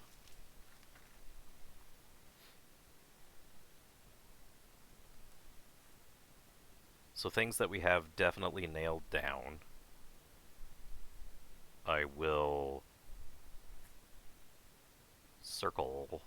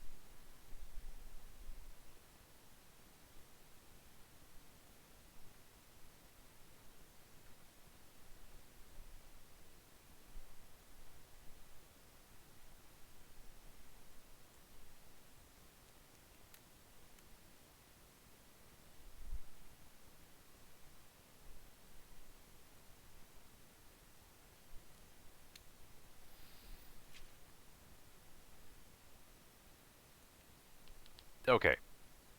Okay. Okay.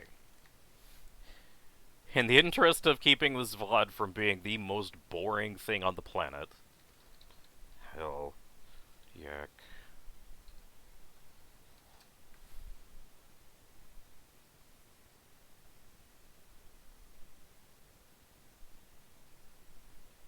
Puzzle consists of a zodiac figures and numbers that are associated with them.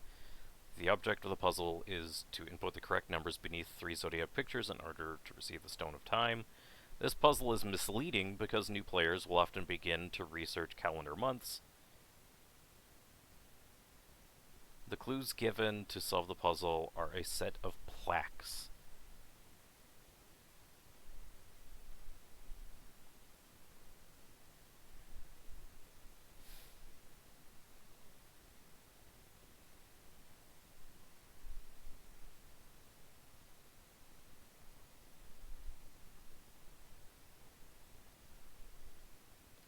Okay, number 1, I'm an idiot, but also number 2, this puzzle is almost purposely obtuse.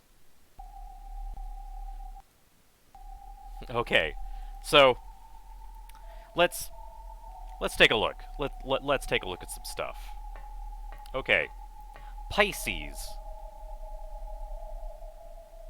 fishies. They have a 0 associated with them. Okay.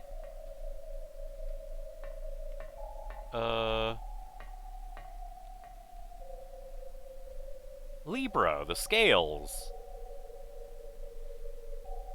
They have a 2 associated with them.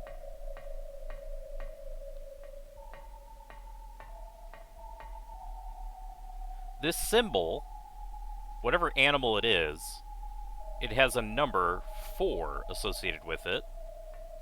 And then this one right here, it has a 10.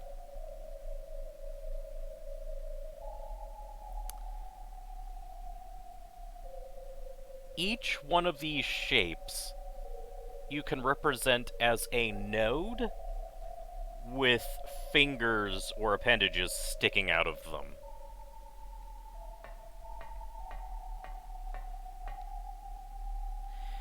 Where the 2 scales meet is like a body, and then the arms that hold the scales are like appendages. This thing has 2 appendages.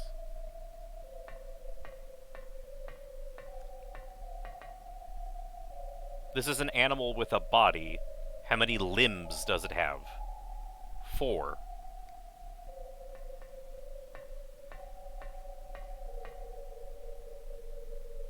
This is a crab. How many limbs does a crab have? 4 on one side, 4 on another, and then it's 2 arms. So 10. And there's a 0. And this is the misleading part, which makes me very angry. Especially since they say that a scale has quote-unquote 2. Fish have appendages! Tetrapod limbs evolved from fish fins.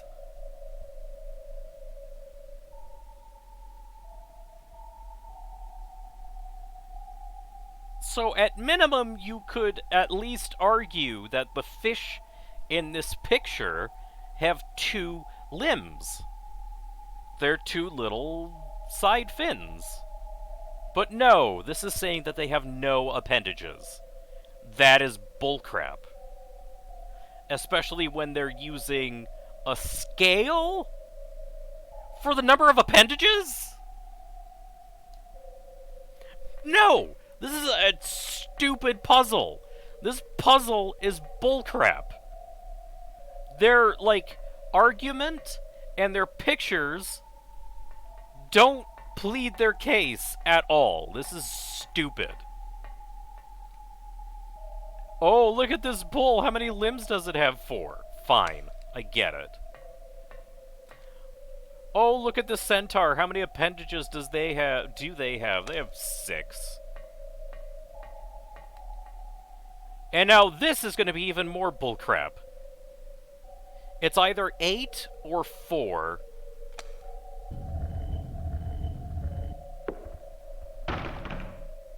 That's dumb and I hate it.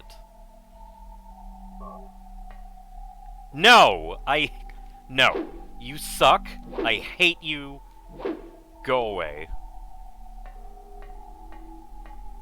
Matter of fact, I'm not done with you. Come here. Ah! Okay, now I'm done. But really, that puzzle is bullcrap. I call shenanigans.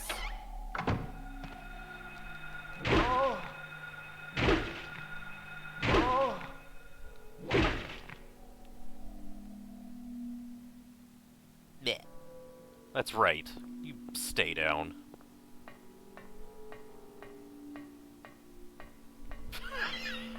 That made me so angry. Ugh. Okay, I didn't come from there. I don't think this door goes anywhere. Yeah, that door doesn't go anywhere. Pretty sure this is the door I came from.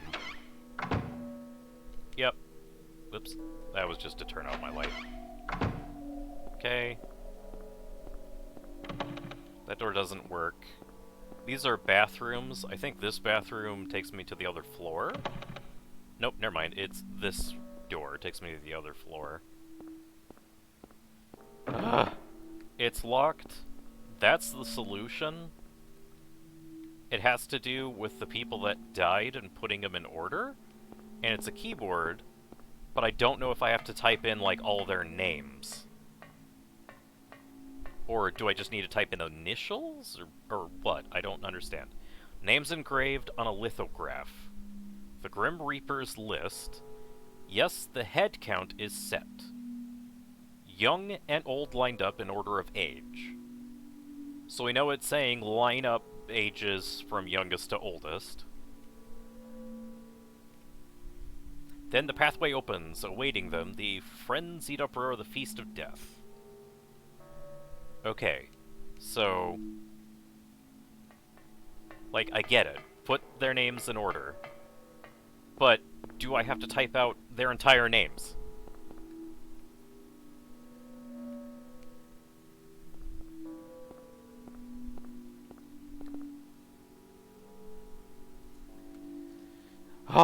I guess we do. So... we're gonna start with Albert Lords. So... Albert... A... Bert...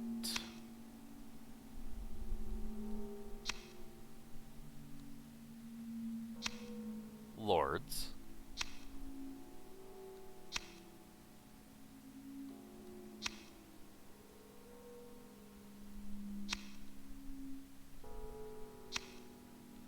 Okay, that was the first guy. The next person that died is Lydia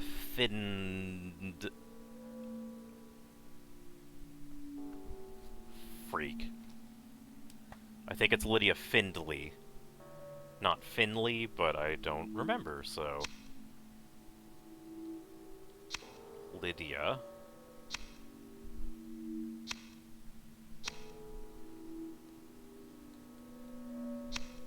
Findley.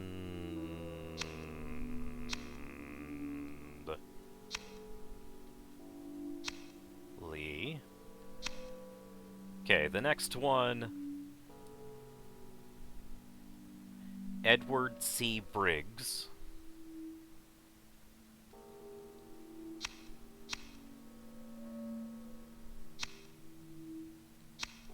Edward... C. Briggs. Brig.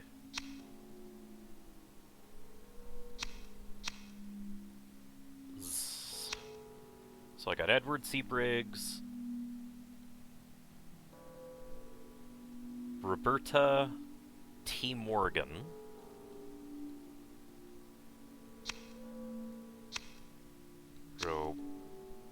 Roberta.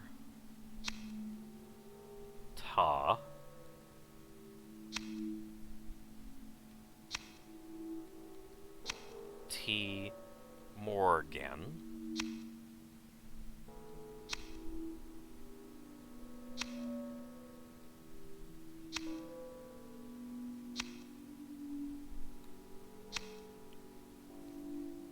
If I didn't put the middle initial T, I'm gonna be so mad.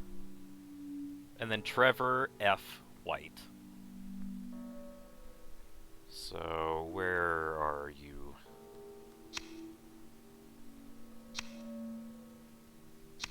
Trevor.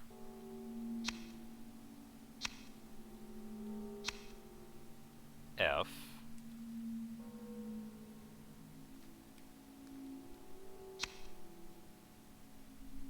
White.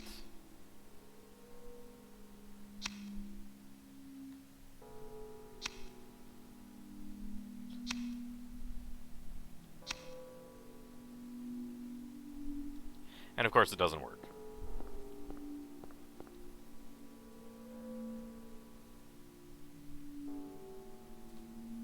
Okay, so Lydia Findley.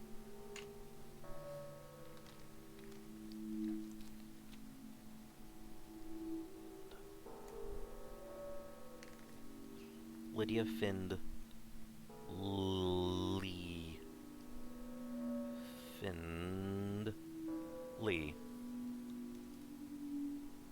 Roberta T. Morgan.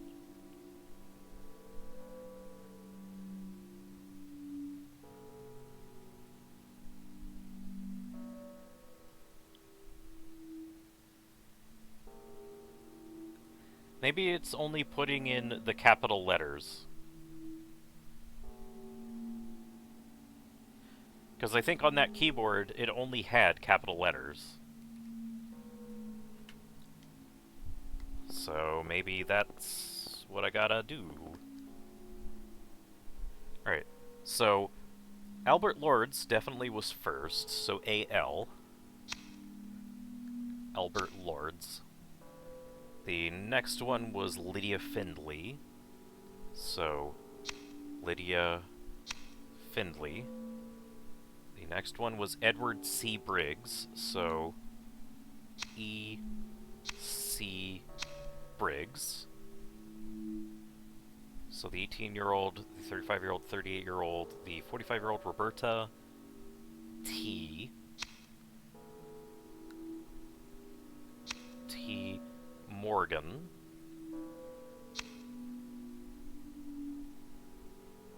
And then Trevor F. White.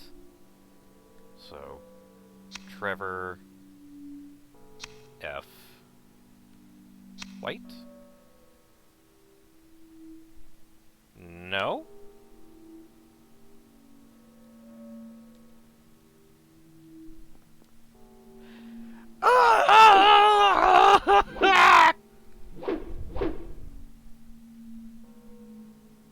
Okay.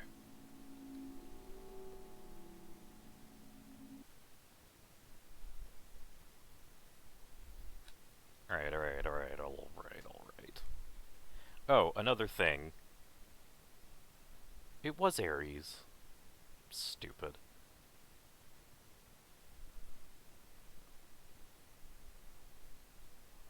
Whoops.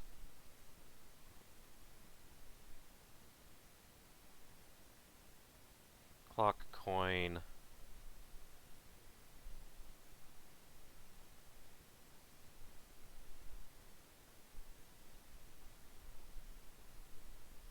Grim Reaper's list. Yep, here we go. Since the keypad is composed of letters, Harry must find an arrangement of letters formed by the names in the recorded list. The first letter of all the names, when read vertically, form the word alert.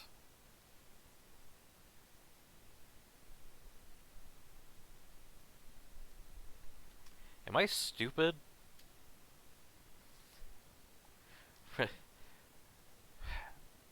Albert, Lydia,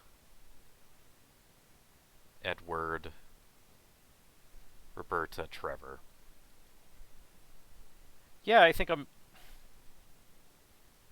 No, I'm not stupid, the game's stupid. I'm crying. No.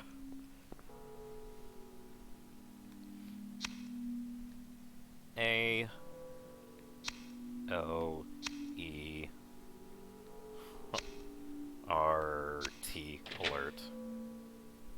Shut up. Okay. Let's save so I don't have to do this ever again. Okay. Probably monsters. Never mind. We're in a storage space. Alright, I don't see anything useful, though, in here. Nope. Nothing helpful. Nothing helpful.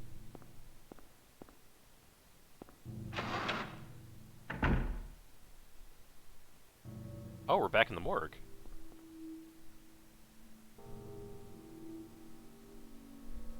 Okay. A-L-E-R-T. Alert only has 5 letters. There's 6 bodies here, so that can't be related to the Grim Reaper's list puzzle.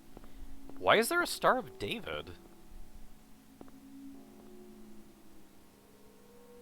Amulet of Solomon. Take it? I mean... yes?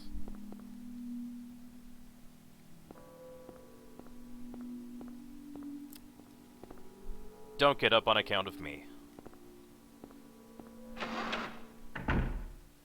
Monsters.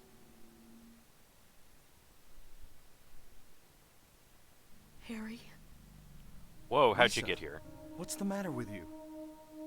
I get it now. Why I'm still alive even though everyone else is dead. I'm not the only one who's still walking around. Oh no. I'm the same as them. I just hadn't noticed it before. Lisa, Stay by me, Harry. Please. I'm so scared. Help me. Save me from them. Please. Harry?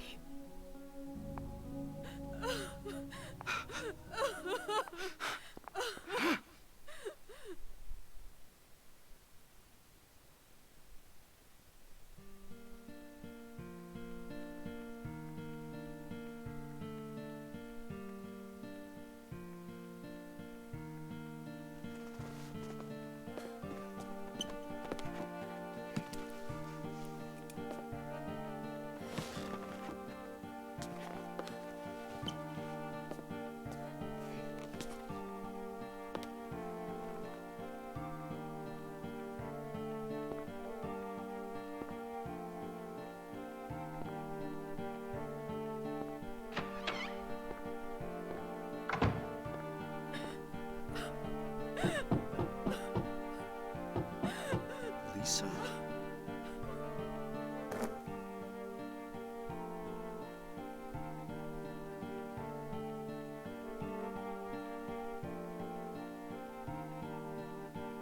Yeah, so... apparently Lisa was never any different than any other nurse or doctor that we, killed.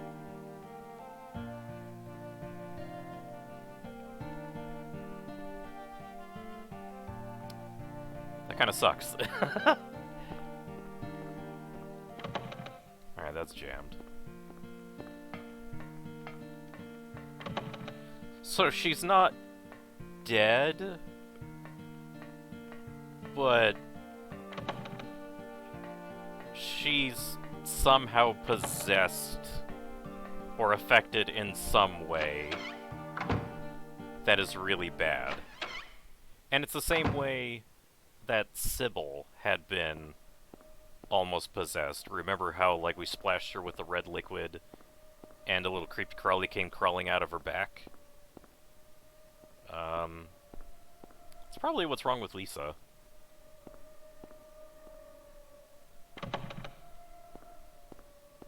So, monsters. Yes!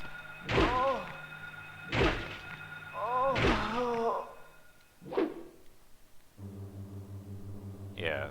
So, like, maybe if we had paid better attention, we might have seen a little knob on Lisa's back.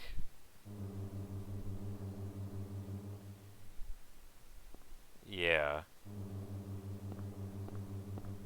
But there's something special about Lisa, because none of these nurses are wearing the same outfit that she is. And we never see a little knob on her back. And she also kind of has free will. She was able to walk around and talk to us and not immediately try to kill us. So there was something about her that was special.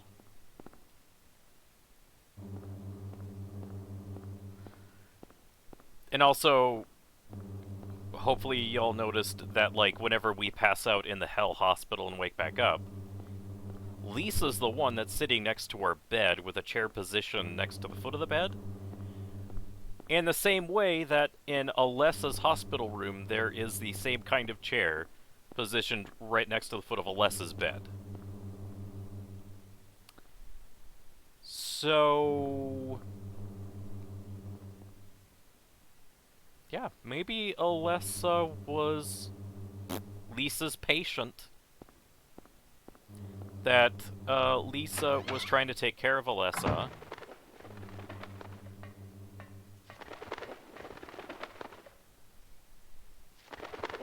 Do I have anything that would work? Large stone clock face design on pillar with astrology chart hanging from it. Amulet is a star-shaped object with 6 corners named after the ancient magician. Blah blah blah blah blah blah blah blah blah blah blah. Okay, I need a key to get the birdcage open. So yeah, Lisa. Oh God! Why are there so many? Why are there so many? Why are you...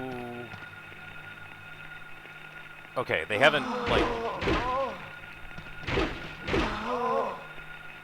okay, you can let go of me now.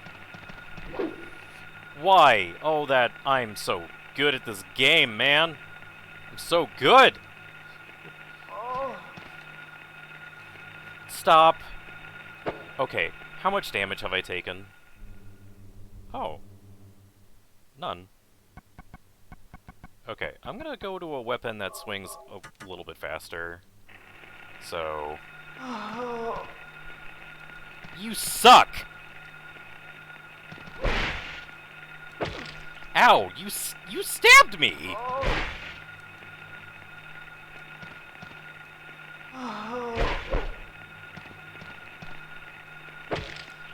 They stabbed me again!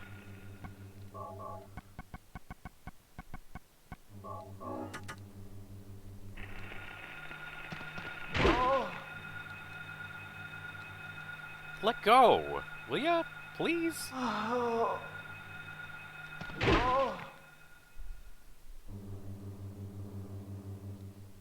If there's no item in here, I'm gonna be disappointed in myself, because I did not fight well.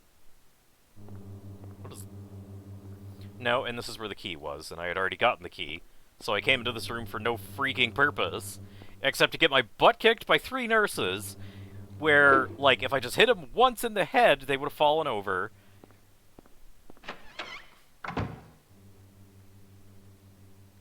I am such a pro gamer. Okay, I've already been here.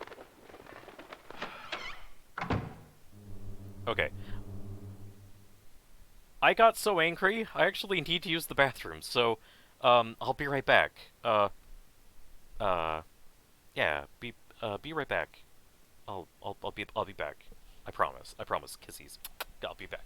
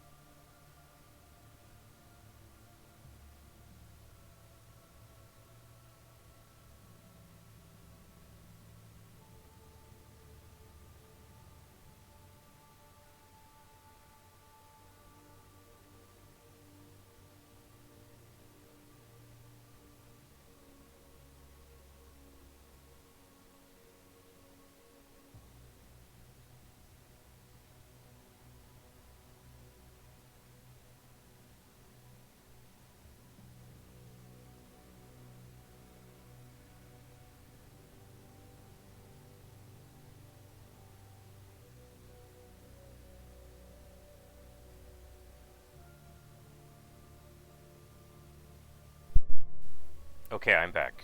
I'm back. I promise, I'm back. Oh boy. I am so just frothing at the mouth insane. Okay.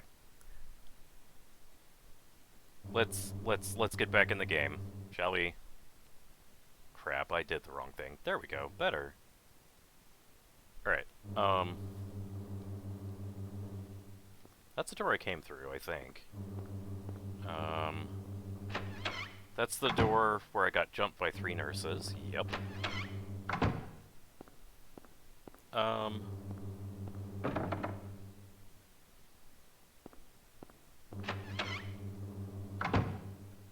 I bet this is all Kabbalah stuff.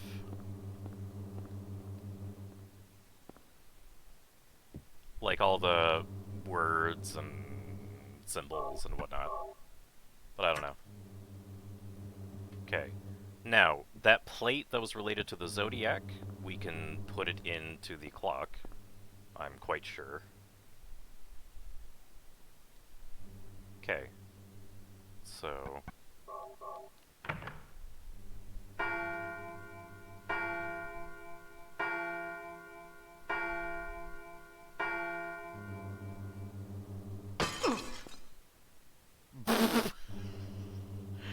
Did I get hurt from that?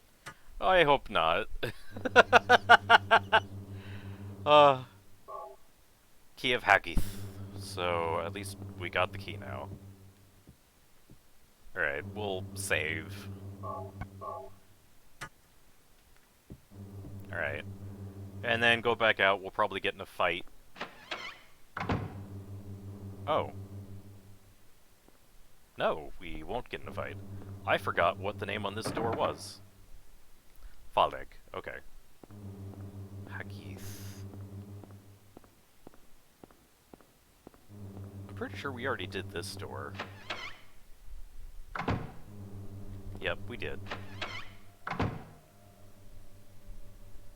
This door right here has a symbol on it, so... Uh-oh. Okay, yeah, we were there. That was the elementary school. Okay, we used the key of Haggith. Alright, so we're in the elevator room. Anything else in here? No? Alright. So...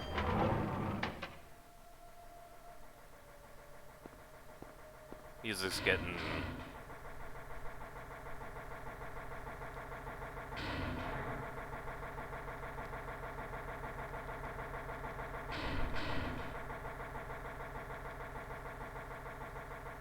Well...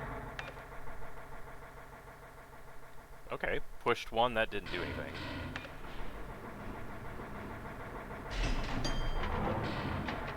Where are the monsters? Alright, I see some chairs. Looking for items. Alright, well I don't see any items. I'm on the second floor. Monsters. Yep. Just a couple nurses, just stumbling around, having a good time. Oh. Oh. Nice and easy.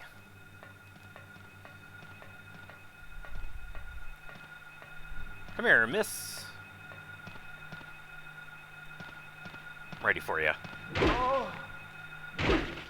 Oh. I'm such a knockout. You get it? You get it? I'm a knockout? 'Cause I knock 'em. My jokes are so good, they knock people dead. Like that person right there. Okay, I'm gonna keep going. Whoops, sorry. I don't want to touch this door. Oh, I swung a little too early! Oh.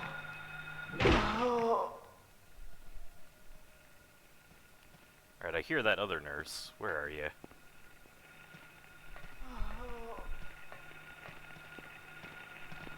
Oh, there are two of them. Hopefully I don't aggro both. Although, I probably will. Oh well. Come here. Come on, you're my little pog champ. You suck. No.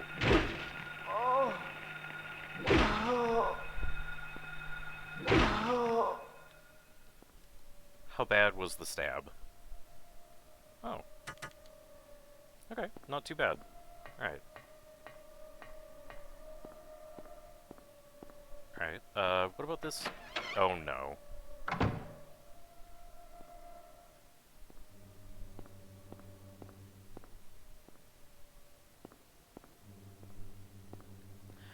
Oh, it's that metal plate from a long time ago. I was actually thinking about this metal plate, like just a couple days ago, thinking, you know, when we first went through the Hell Hospital, I never did anything about it. I wonder if I, like, screwed up and missed, like, key content or whatever. No, it's because we're gonna do it later, so... Screwdriver. Hey, welcome back, Brandon!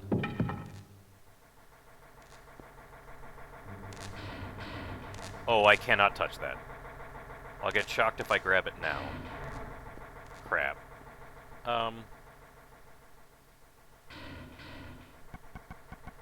Well, if you know for sure it's a bot, then go for it.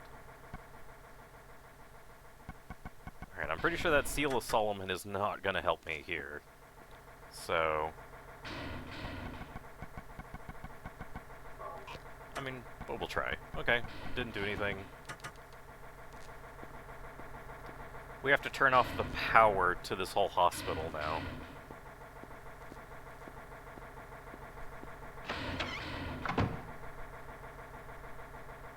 Okay. Locked doors are scary. Alright, what about this one? Yep, that's also locked. That's spooky. What about here? That's interesting. Yeah, no, that's... You're right, that's definitely a bot. You can have at it. Remove them. Okay. And then, I don't think I've tried the bathroom doors. Nope. Nope. Alright.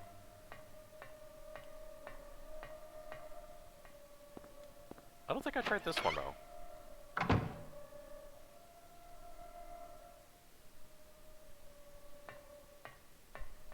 Alright. Handgun bullets. I will pick those up. A camera? Okay. I don't know what we're gonna do with that.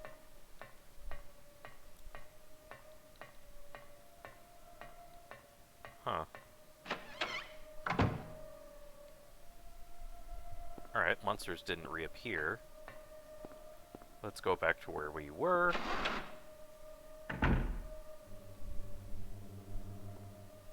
Now, did I try this door? And did I try this door? Okay.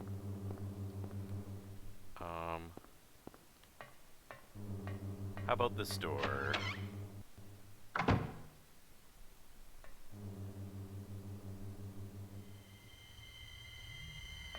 What's with the noise? Alright.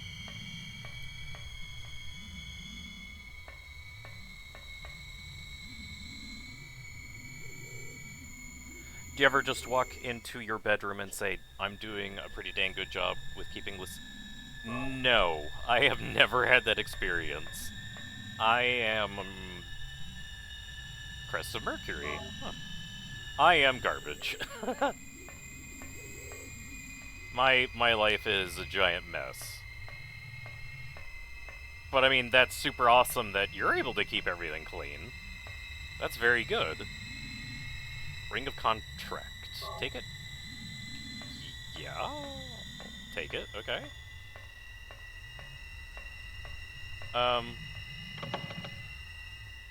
Jammed lock. Okay, so there's nothing else in this place.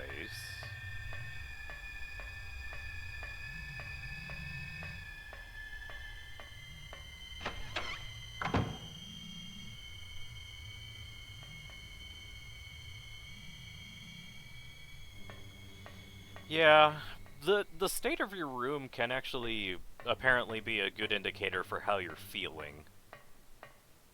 Which means I'm feeling fantastic, and that's a lie. Okay, that's jammed. Jammed.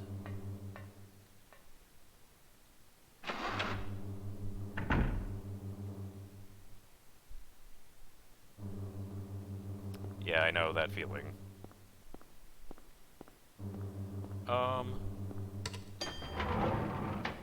So that was floor 2. Oh. Okay.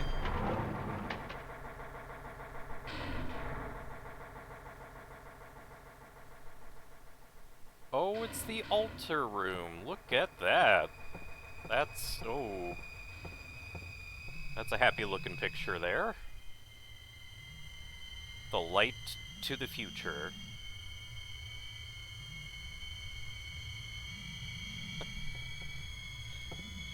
Life happened.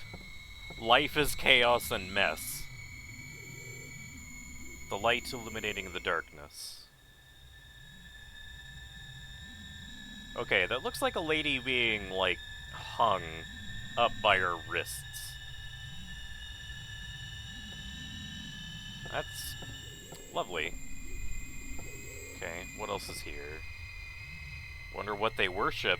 Probably something wonderful and fantastic, and you really want it to be your friend.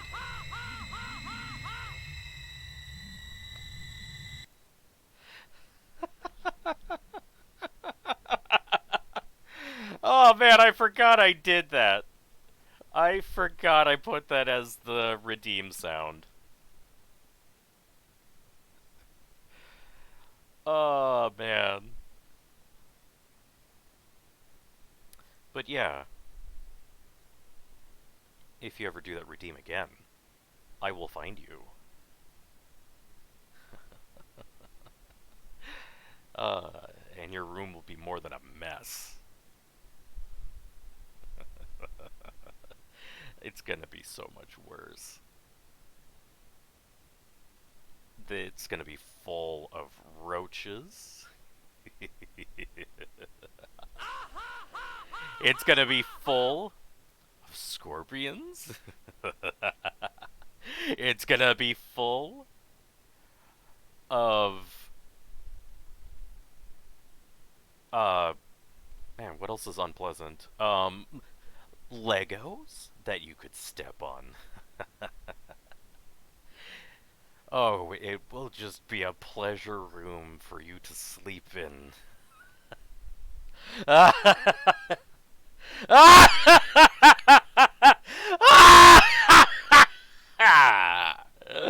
Yes.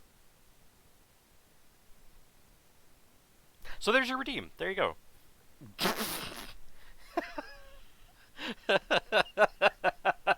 Yeah. No, most especially Legos. Most especially.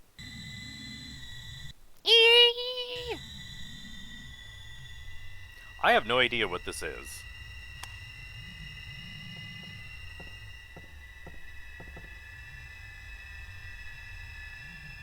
I have no idea what this is.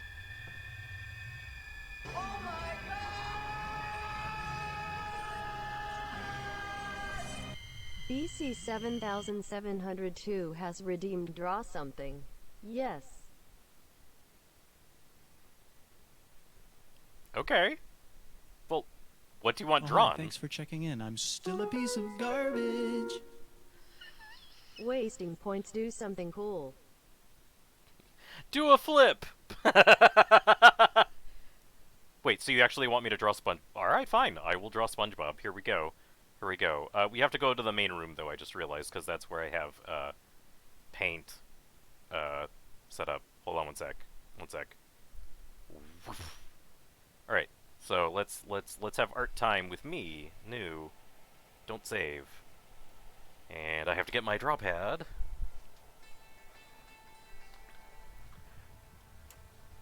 Okay, so here we go. Drawing our favorite little Bob sponge. So he's kind of a rectangle, and he has a line for his pants. So like there.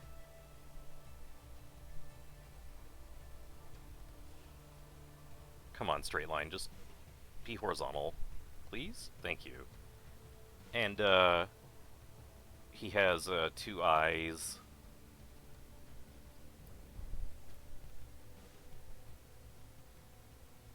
Crap. 2 eyes. And a nose.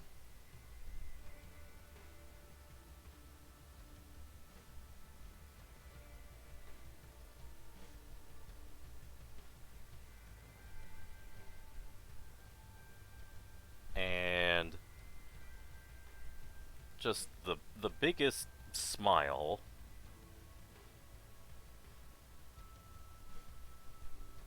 Oh. Wow. Okay, so that's how that works. Alright, I want that from here to here. And I want it to bend it like that. And then I want to add another one from there to there. Bend this one down even more.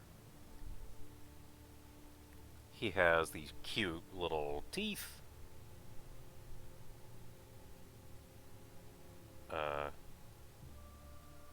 Put that like right there. Yeah, that's good. He has another tooth. Whoa, that's... Okay, he has another tooth. Like about there. Okay, that looks good. He has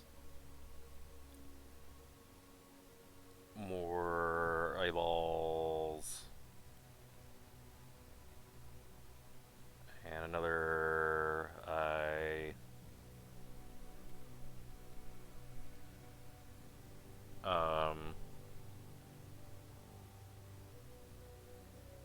Crap. Okay.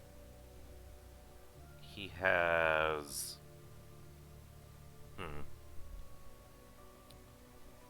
What else does he have? He has... Come on, think. Think. Think. I wonder if there's a bucket fill... There is. Bucket fill. This color. Bucket fill. Hey! Okay. And then... I think his eyes are blue. But I don't remember, so... Boop, boop. You know, blue eyes, look at him. He's so cute. And then...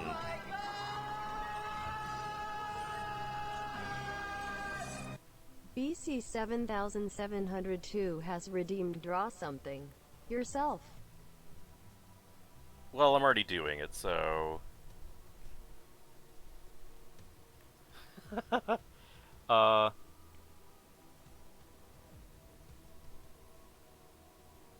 Yes, he wears pants.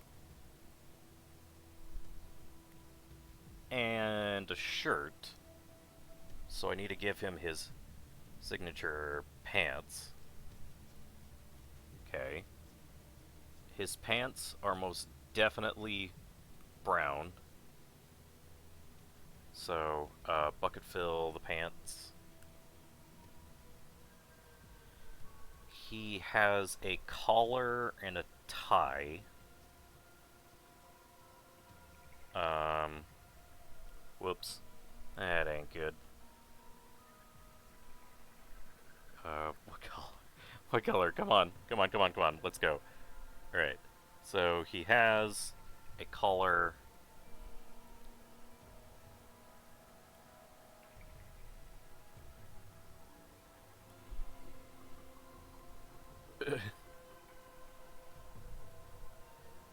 And he has a tie.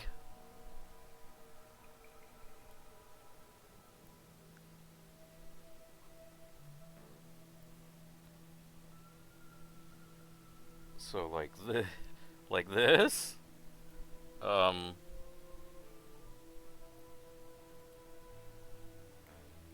I am so sorry. I mean, I am not sorry at all. Yep, definitely red tie. So his tie is red.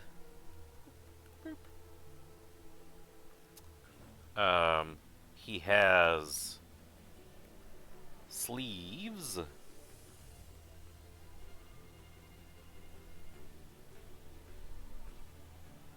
Little sleeveys.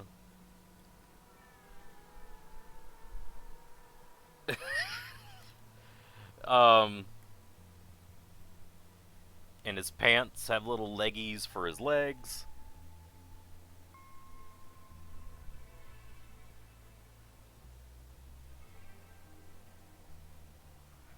Okay. So the bucket fill for the legs.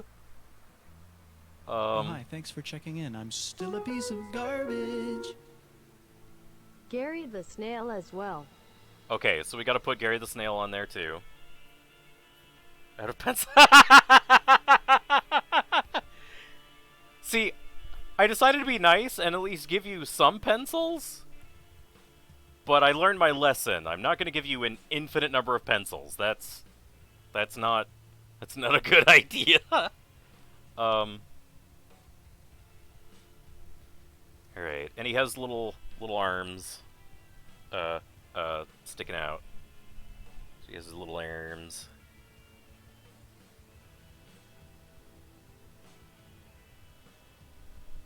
Sticking out like that. Hee hee. Oh no, no, no, no, no, no, no, no, no, no, no, no, no. No. There and there. Okay, and he has little legs.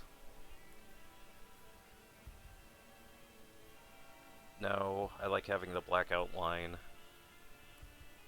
Okay, so then he has his little legs.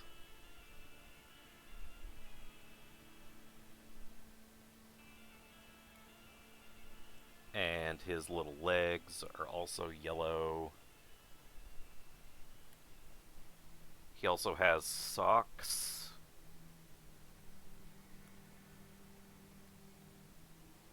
So give him his little socks. Wow. Little sock. Little sock. And then push this up to about there. Okay, good, good, good. So got his socks. He has hands.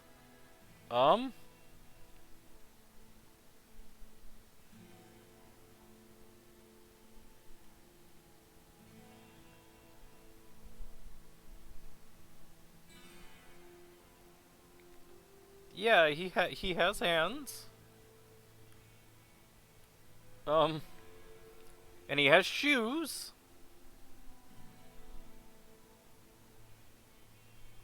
Well, we're getting there. We're getting there. Oh, I forgot he has like a little pocket on his shirt. Right. Yeah. I don't remember which side it's on though. I want to say it's on his right side though. Little pocket on his shirt. I think he has a belt too.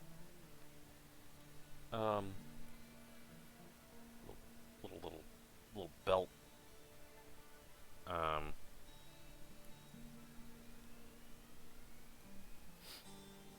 he has little fingies. Oh boy.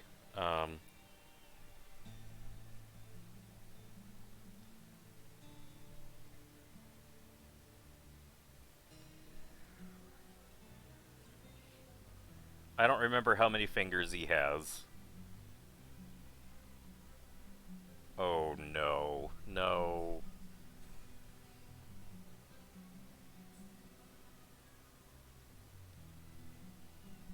Okay, so there's little fingies.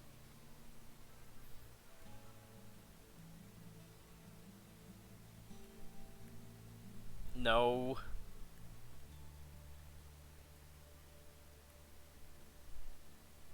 Here, there, and there. Okay, and then for his shoes. Oh god, how am I gonna do those? Okay. Line. Line.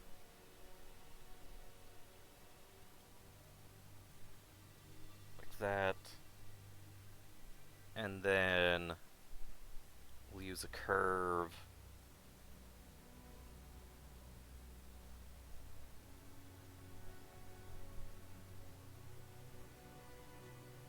Yeah, kind of like this.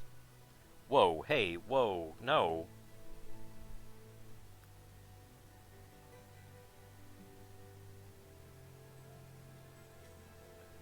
Okay, he has a curve. And another one.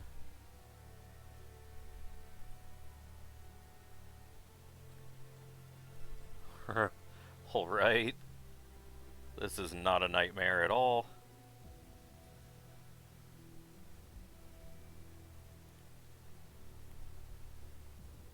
Okay, and no, this foot is not a lot longer than the other. Okay, bucket fill. Here, here, here, here.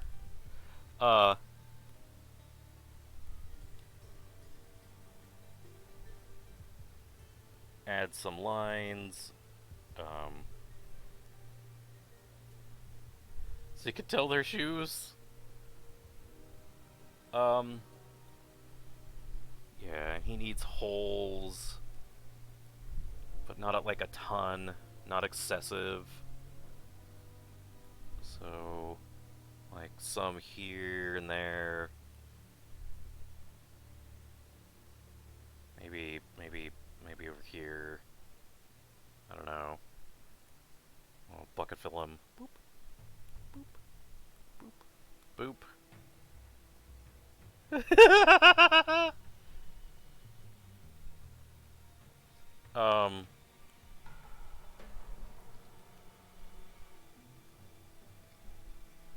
Give him some eyebrows.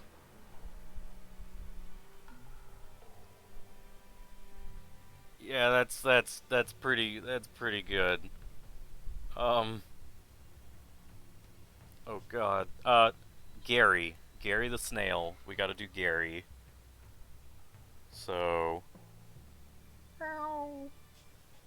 Gary has a shell.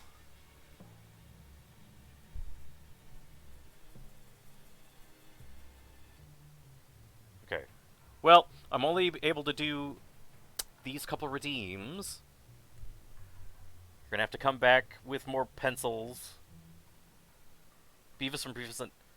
Okay, save your pencils, and then I'll do it. Okay, so Gary the... Oh, God. Oh, no.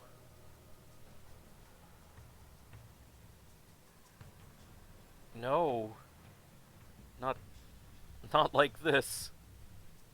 Okay, fine. We'll go with that.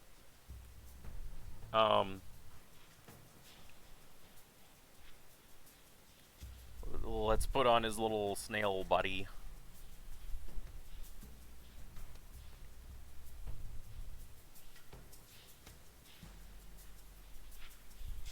And his little eye stalks.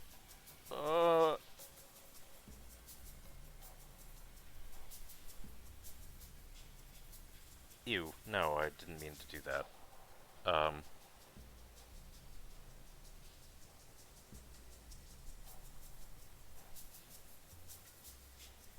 And his eyeballs.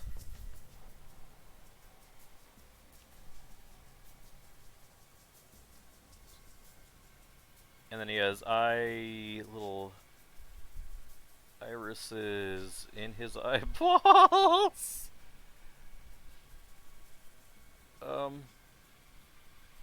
No, stop that.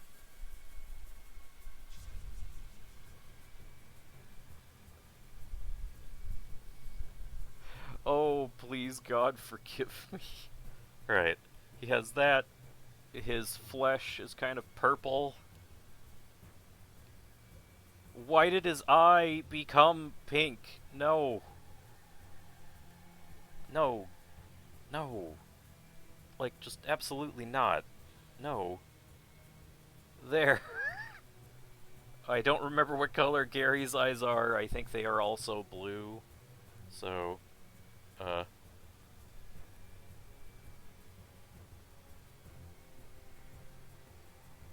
and he has, like, a spiraled in his shell, like, thing.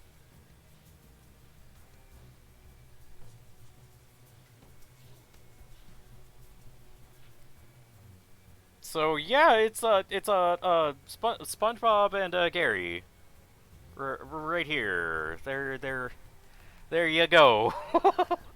uh, just for you. Yeah. Let's oh, let's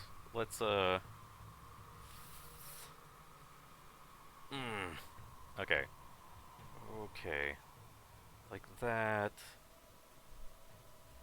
Got that. We'll crop it and resize it. Maintain aspect ratio. Horizontal, we'll give it like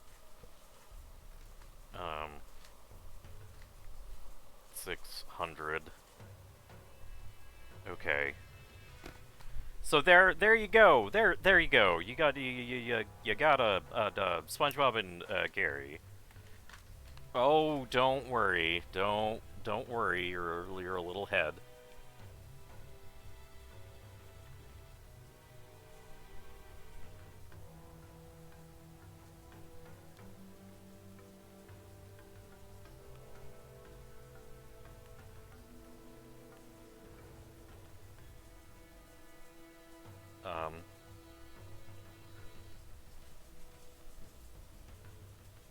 Done. And then my signature. Oh, Lord.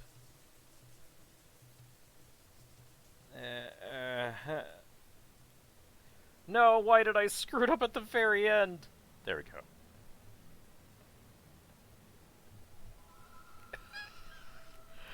File. Save as. Oh. I am so sorry. What have I done?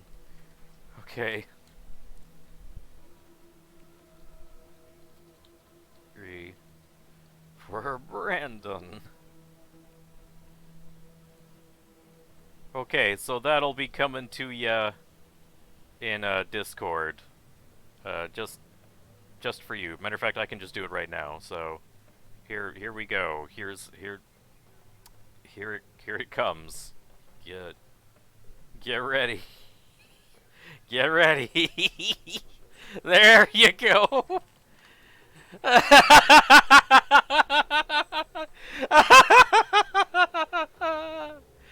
I'm so sorry.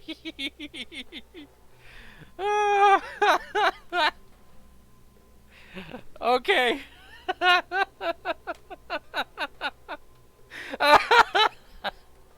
Let's get back into. Let's go from one horror to another. All right. Let's get back into this, shall we? Oh, I'm so sorry. Okay. Okay. All right. Back to this. I have no idea what to do with this puzzle. Like, at all. None. Alright, so...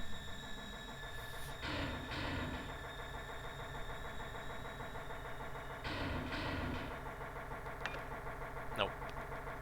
Not the one I wanted.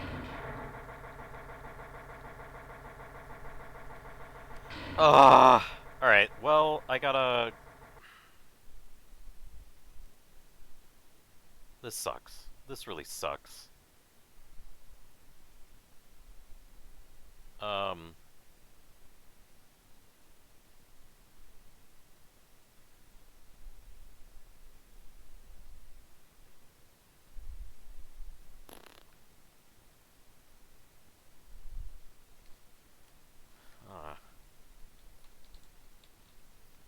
Third floor hospital.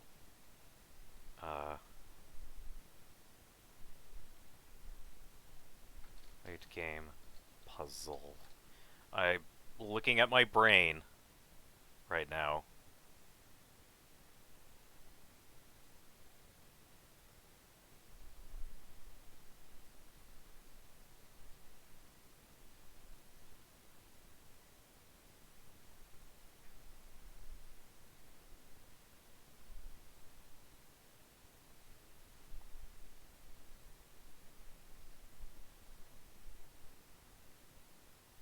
Here we go.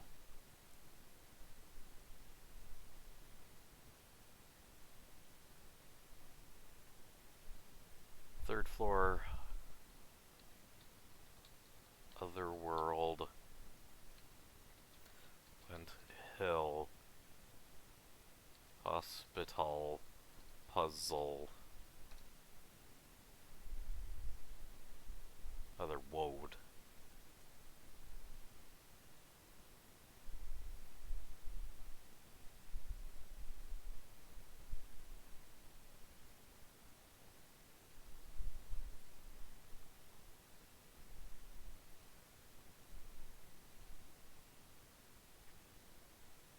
What the bloody heck?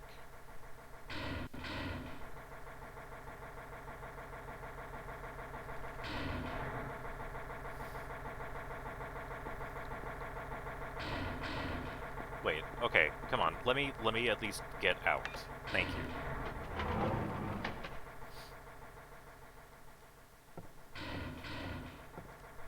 But like, really, I have no idea what any of this is.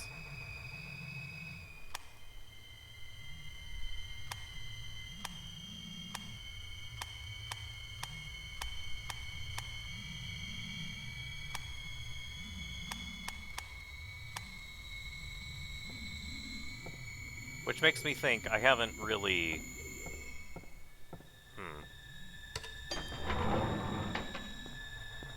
Alright, so this is the third floor, we've done the second floor, let's try the first floor.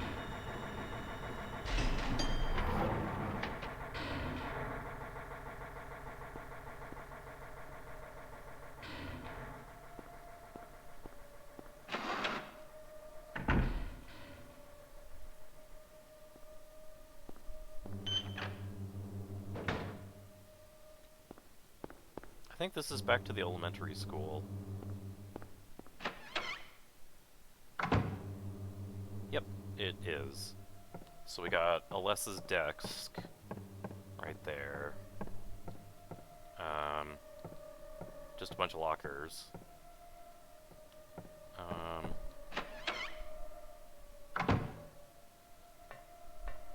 This is where I got the screwdriver and the pliers. And I've used them. Okay. So, walking around.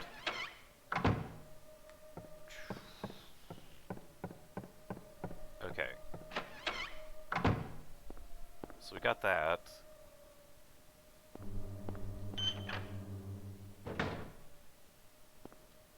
That's the elevator door. We've done this door.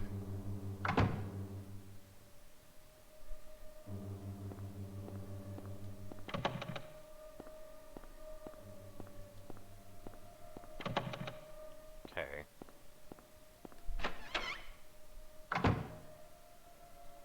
we've done that puzzle.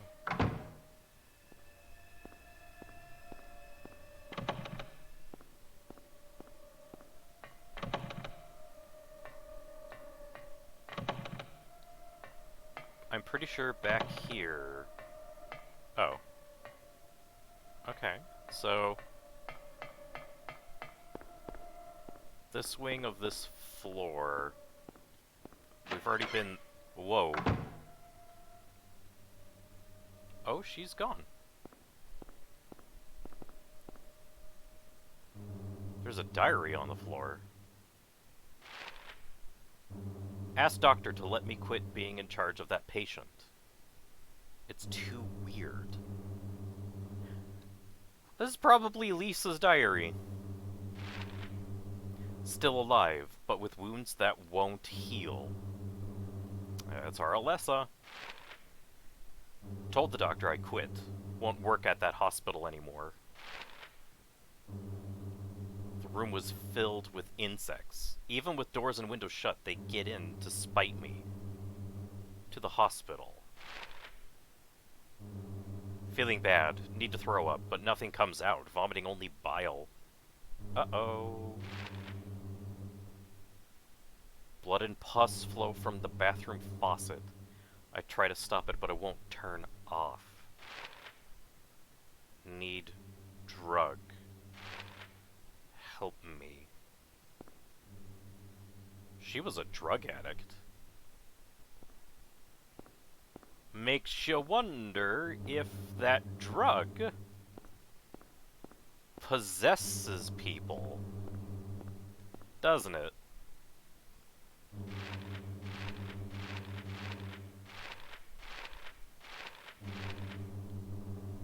Okay. And also...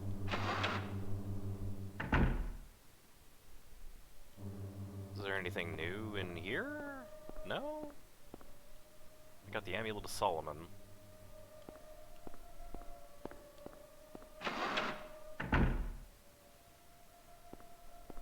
Alright,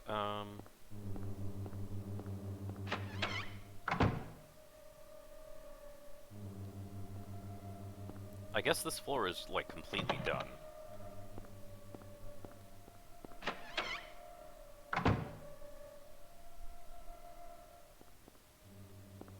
So, what about this one? Alright. Jammed. Jammed. I'm pretty sure that elevator door works. I came from those double doors. Jammed. What about over here?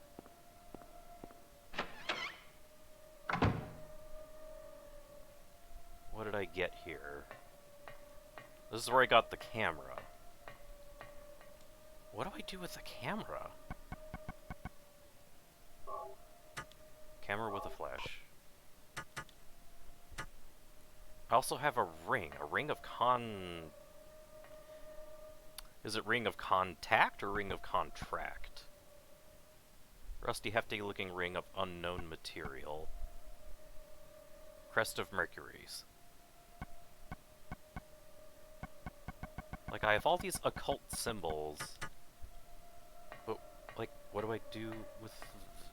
what do I do with them? And why haven't I been drawing my own map?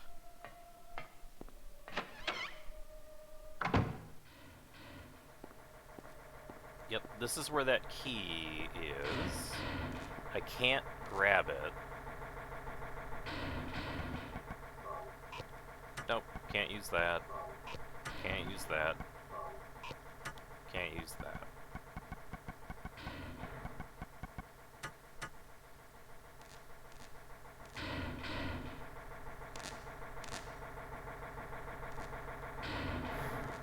Alright. So, I can't get that key because there's electricity running through it.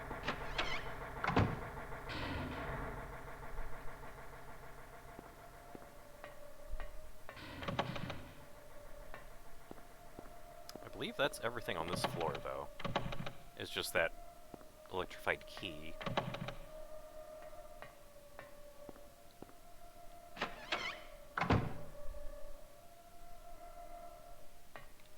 this is where I got the camera.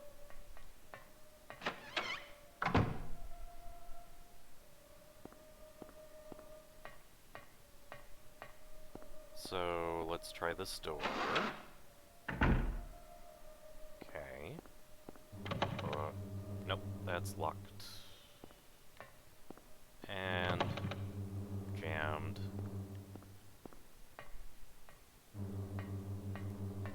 Okay, what about this door? Alright, this works. Okay, and this is where I got a lot of the occult symbols. This door does not work. It doesn't look like there's anything else in here.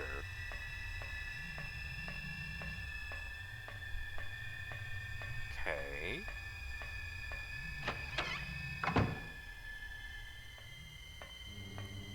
What about down here? No. And here? Nope. And here? Alright, so this is where I started doing the elevator room.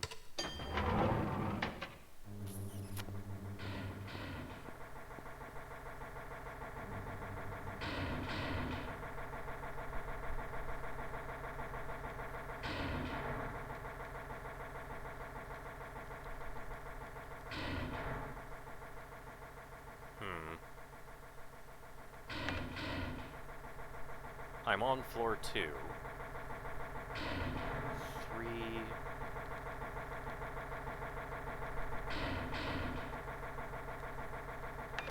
I guess back to floor 3. I have no idea what to do with it, though.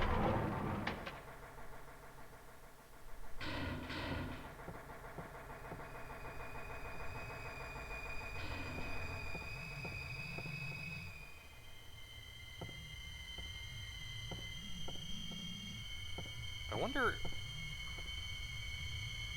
Should I take a picture of the altar? Nope.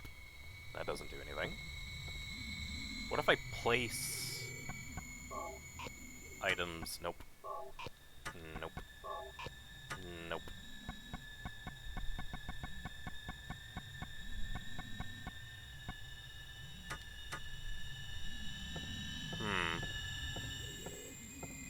What if I take a picture of these pictures?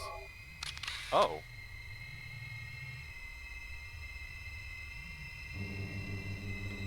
Oh,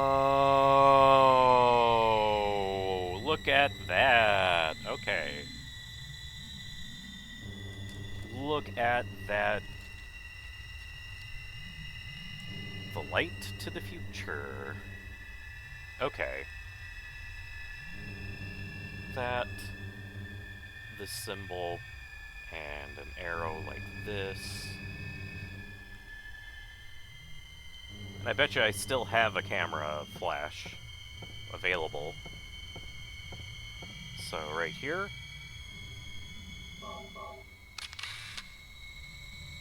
And there we are. So, the light illuminating the darkness.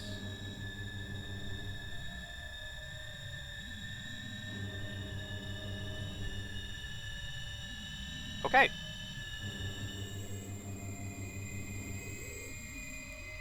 Now we are cooking with gas.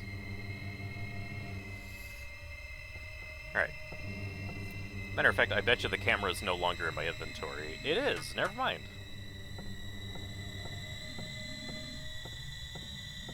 Alright. So, we want a triangle that looks like this up here. We want a backwards L here.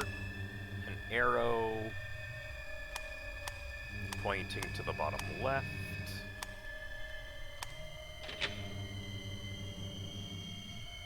Voila. No, I'm definitely gonna save because I'm paranoid.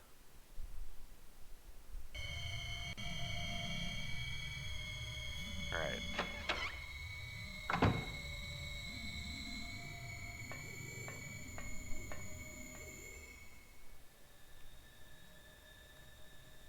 Well, there's a green key.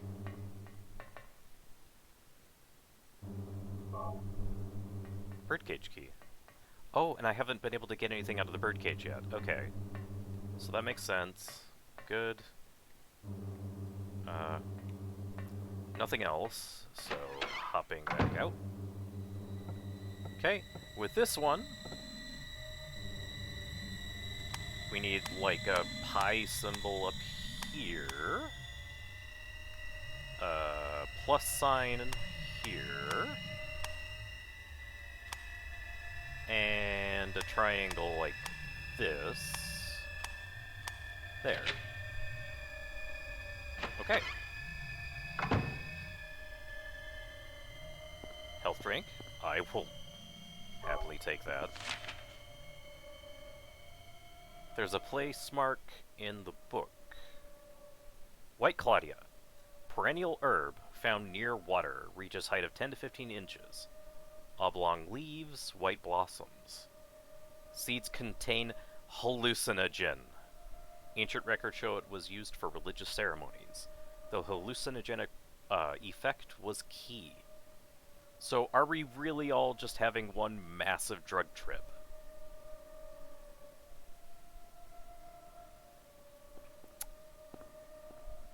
Maybe. Is there anything else in here that I could use? Anything at all? At all. Anything. May I have an item? Nope. Okay. But I definitely got a story tidbit, making it sound like maybe we're just all on drugs. Now. Okay. We need to go back to the birdcage. I think that's floor 1. So...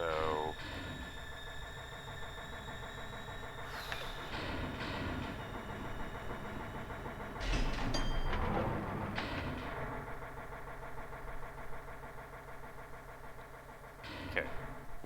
Walking over here.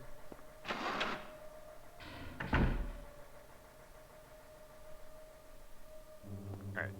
If I remember where the birdcage is, which I think is over here. Holy... wow, I was not expecting to remember.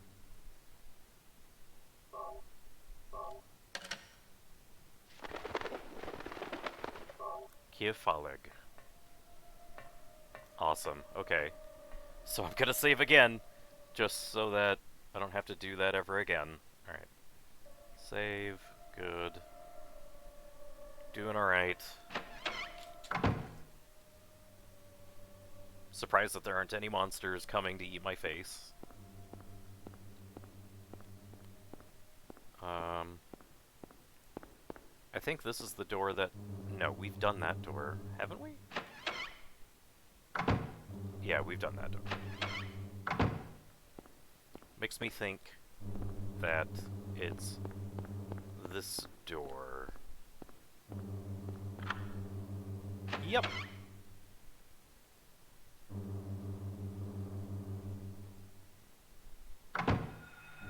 Where?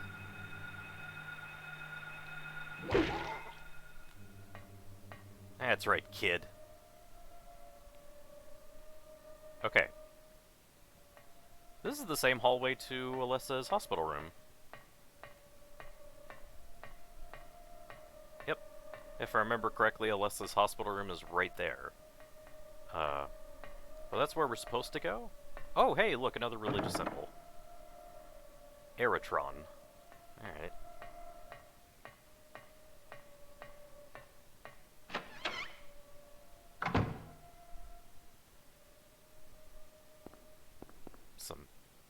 Nothing useful in the box. Dude, there are handgun bullets right in front of your face, man. Look. Thank you. Do not.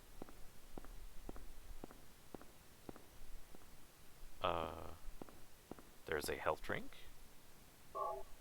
Awesome. What is that? Jelly beans. Do you want to open the bag? Yes?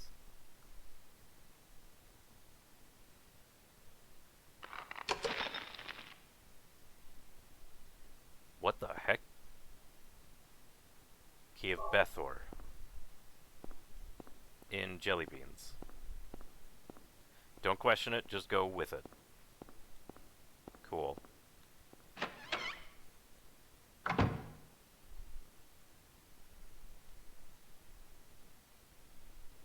Oh, this is the room with the VCR. I don't see anything else, though. VCR, old, but... Wait. No, okay. Is it VCR gonna start playing as soon as I try to get out?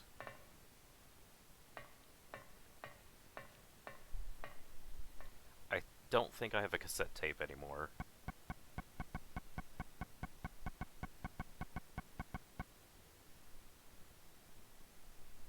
Yeah, no, I don't have a cassette tape.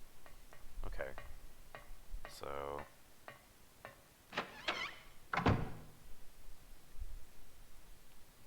Makes me wonder why they kept the connection to that room. Like, was it easier to do that than something else? Alright. So... I think it was that door that I tried. What about this one?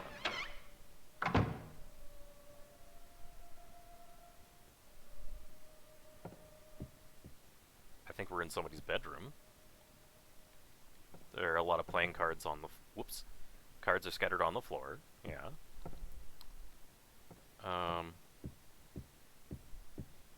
Nothing unusual on the shelves. You can barely see it, but if you look, there's like a portrait of a person, and I bet you that's Alessa's face. Look at all those butterflies. Specimens of butterflies and moths hanging on the wall. Remember how one of the enemies that we fought was a giant moth? Yep.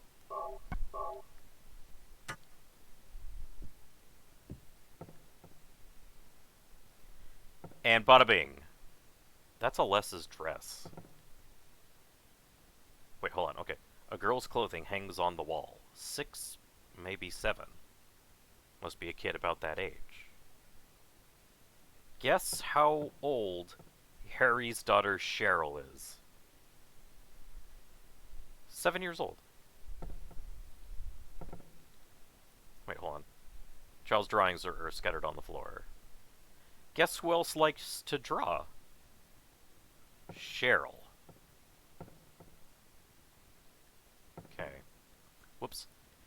There are old fairy tales, picture books of animals, and plants on the shelf. Child's drawings scattered on the floor. Can I open this? Nothing of the stuff is of any use. I mean, that's completely subjective.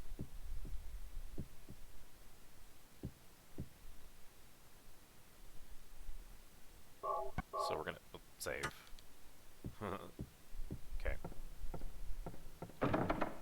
It's locked. Thou possess them to guard thy spirit. Evoke 5 rites, unveil thy fate. Well, we definitely see a Star of David in the top left corner. The Rod of Asclepius is in the bottom left corner.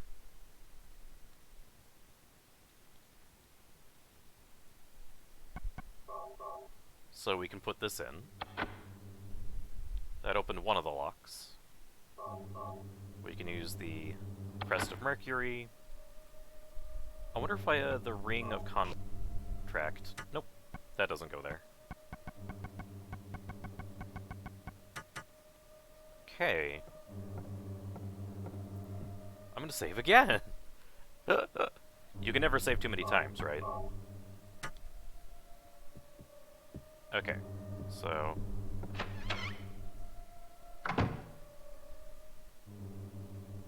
Okay. This door is locked. Aeratron. I remember we tried it. Aerotron.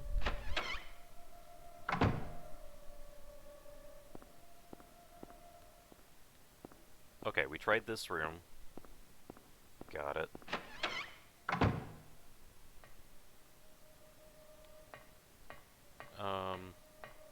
What about the room way down here? And I just realized this is the location of where Alessa's hospital room would have been. But it's her bedroom. Yep. Okay, now what about this door? What's this one?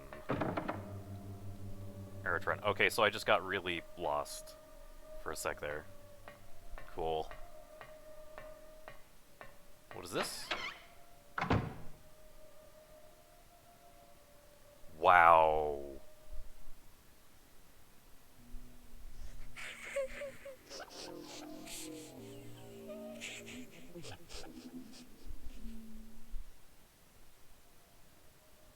That was Alessa. But, like, as a 7-year-old girl. And her room is filled with messed up drawings. This is not good. Whoops. The floors and walls are covered with graffiti. If you look, that looks an awful lot like a giant moth. Like, above the, floor, above the chair. No, that's not a giant moth. That has 4 limbs. With a head and horns.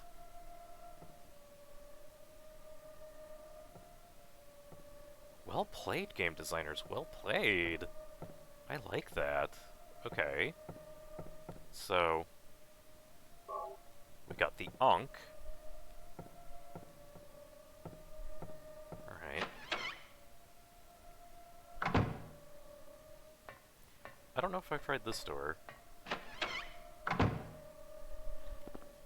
Yep, I tried this door. Alright. Let's go back to her bedroom, because we can at least, put the Ankh in there.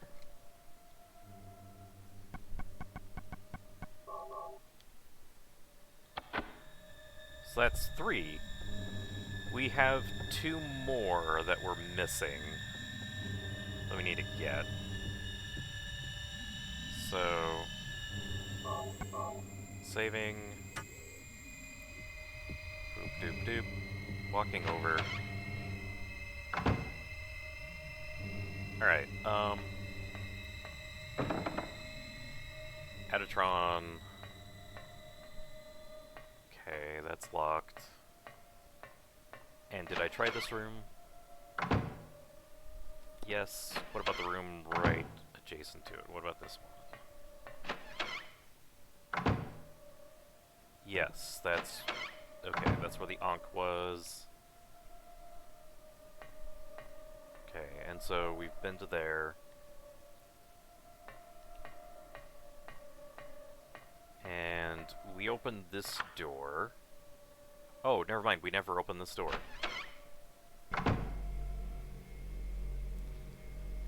The generator! Okay, so now we can turn off the power so then we can go get the key that's electrified. Okay. What is this door then? It's a kitchen. Okay.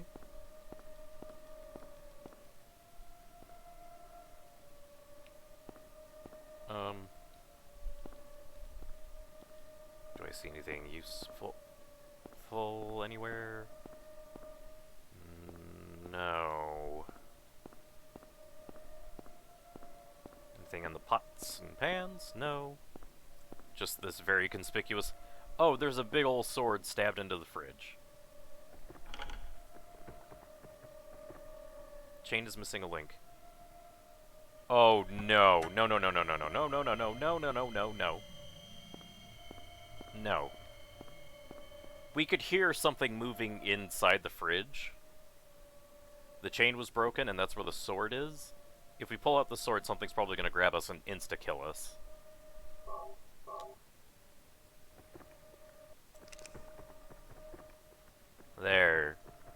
now whatever's inside that fridge is not gonna come out. Yes. Alright, we were able to get the dagger without dying.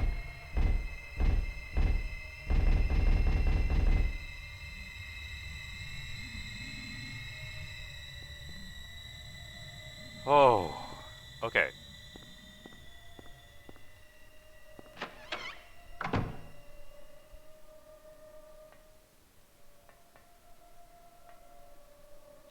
Alright, so let's go back to Alessa's room. Place the dagger.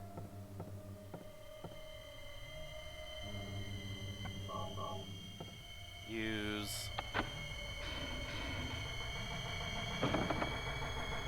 And there's one more item that we're missing.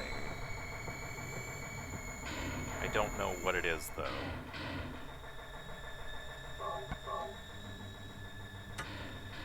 Okay. So, do-do-do. Alright. So now, we're gonna turn off the power.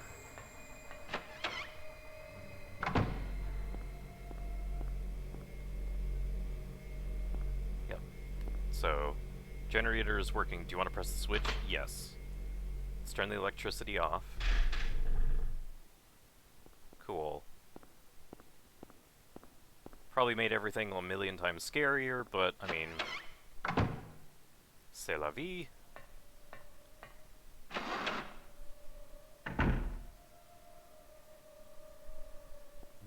Alright. I have to get back to one of the floors. But not here. Here? Alright, where are you? Ho, kid!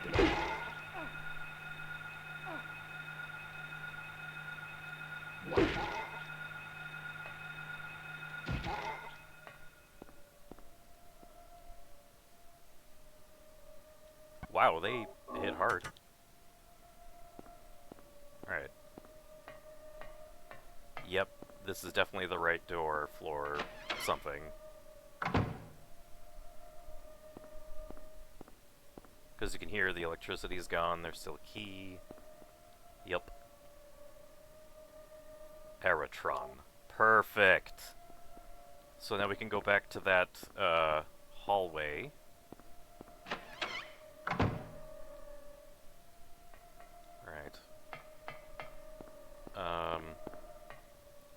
Yep, these double doors I'm pretty sure is what I need. I hit you!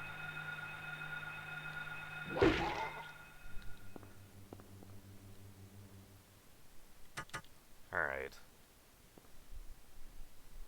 Okay. As I was saying.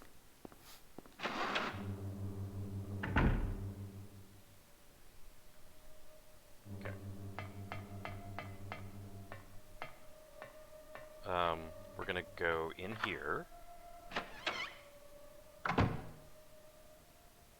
Ready for a fight. Whoa. Everything is going according to plan, sheltered in the womb.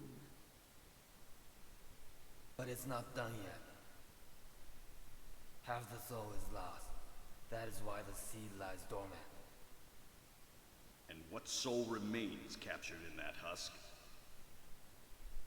is buried deep down in the subconscious. Are you trying to say it won't work? That wasn't our agreement. No, these are just stalling tactics. If we lend a hand, we will be able to get power. Never fear, the promise shall not be broken. But the power we could draw now will be very weak. Almost nothing. Unless we get the other half of the soul. We'll use a magical spell. Feeling this child's pain, it's sure to come. But that will take time.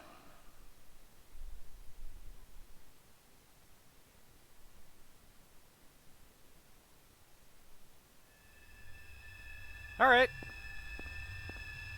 So this is Alessa's hospital room. So if you haven't guessed, Alessa's soul got split in half. One of it was buried deep in her subconscious. The other half, gone.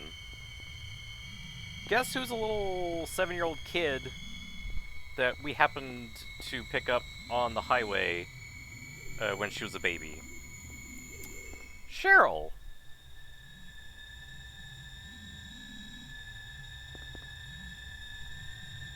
Disc of Ouroboros. And also, guess what? The Ouroboros is a symbol of a snake eating its own tail, right?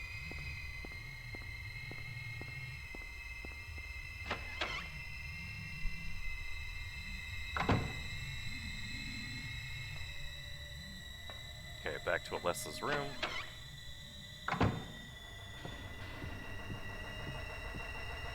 We shall save. Okay. And then place this last piece.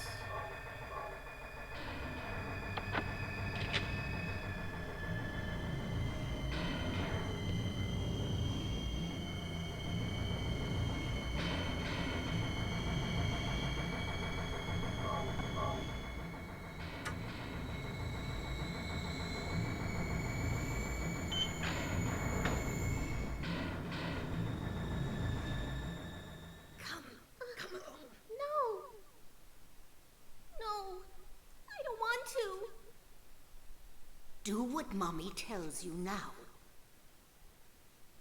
I just want you to lend me a teeny bit of your power. That's all. No. I don't want to do it. It will make everyone happy, and it's for your own good, too. Oh, but Mommy, I just want to be with you. Just two of us. Please understand. Oh, yes, I see. Maybe Mommy has been wrong. Mommy! Why didn't I see this before? There's no reason to wait. Herein lies the mother's womb, containing the power to create life. I could have done it all myself. Mommy?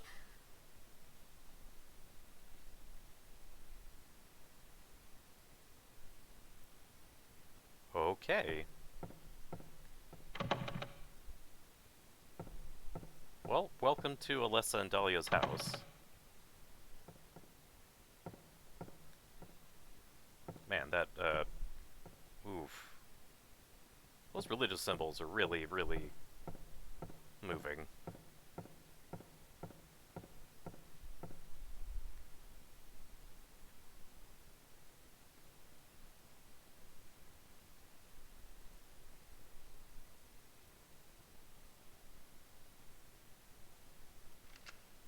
I was shocked to realize the talisman of Metatron was being used. In spite of the lost soul returning at last.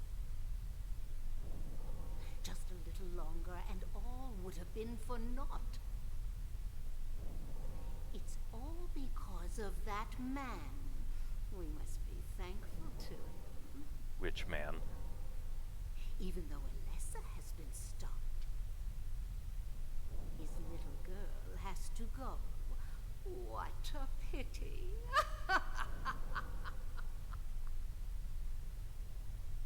Freeze! What in the devil's name? Ah!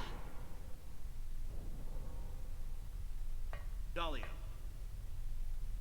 Well, well, well. To think you'd make it this far. Where Where's Cheryl? What have you done to her?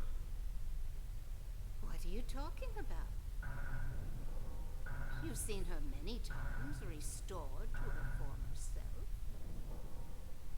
I'm in no mood for jokes. Don't you see? She's right there. That's absurd. You are the only one who thinks so. Why? Why are you doing this? It's been a long 7 years. For the 7 years since that terrible day, Alessa has been kept alive, suffering a fate worse than death. Alessa has been trapped in an endless nightmare from which she never awakens. Oh dear. He has been nurtured by that nightmare, waiting for the day to be born. That day has finally come. The time is nigh. Everyone will be released from pain and suffering. Our salvation is at hand. This is the day of reckoning, when all our sorrows will be washed away, when we return to the true paradise. My daughter will be the mother of God.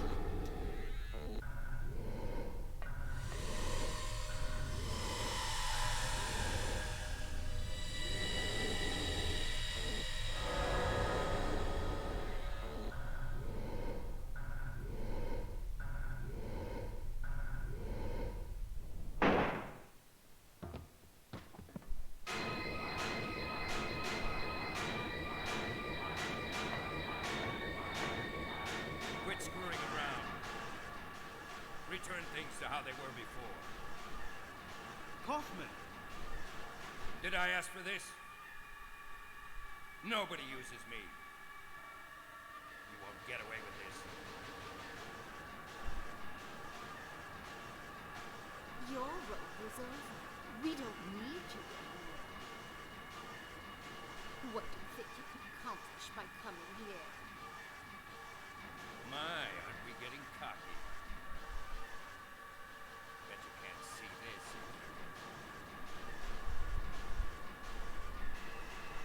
A glove it is! I thought I got rid of that! All I had to do was plant it somewhere for you to find. You all, well, kept you busy. Ha! You're easy. And there's more where this came from.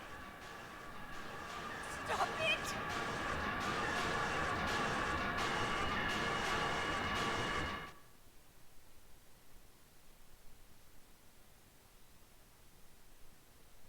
Just what the doctor ordered.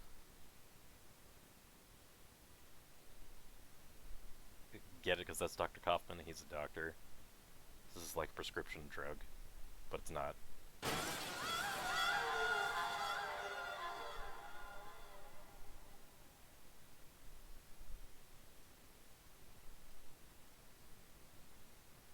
Huh? What the?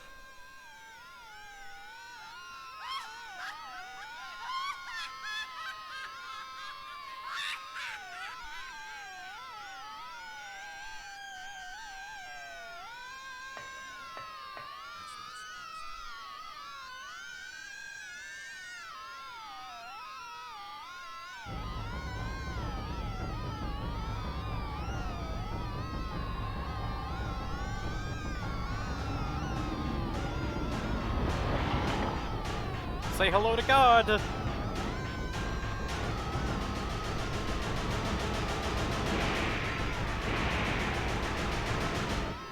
Oh, well, there goes Dahlia.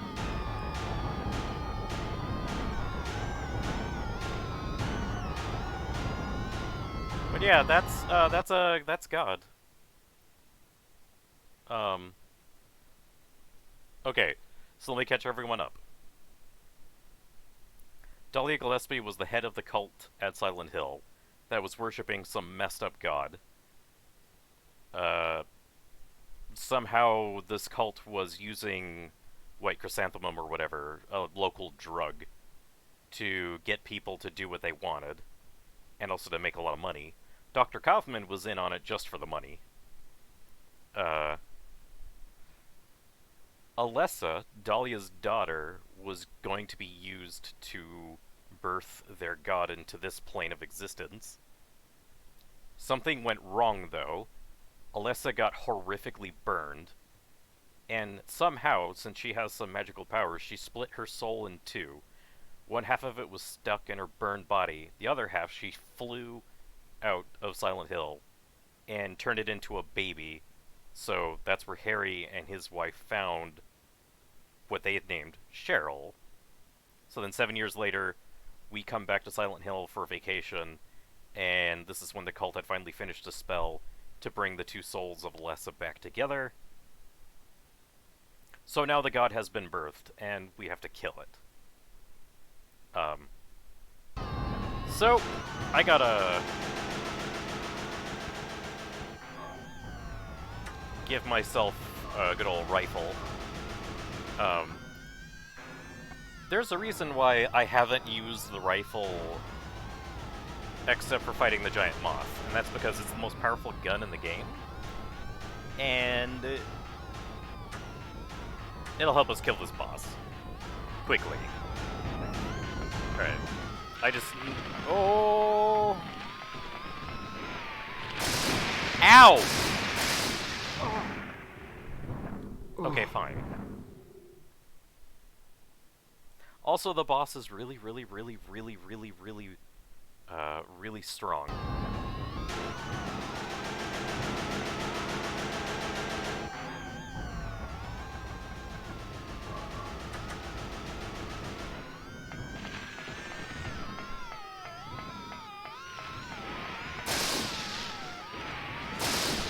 How?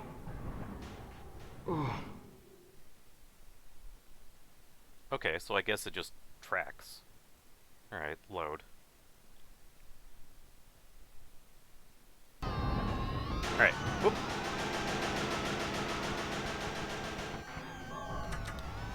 Alright. Woo!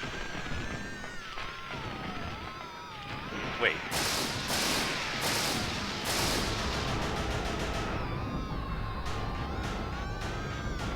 Oh, it doesn't... I thought it was a one-shot kill. It's not. It just hurts like the dickens if you get hit. Oh.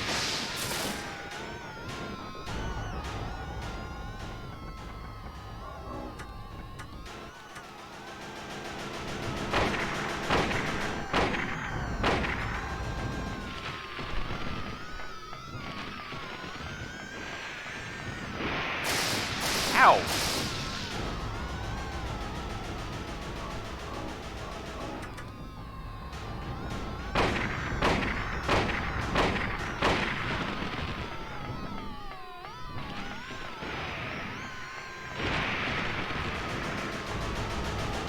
That's how you dodge it.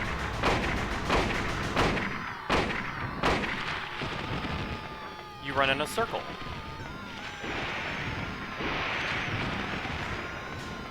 Alright.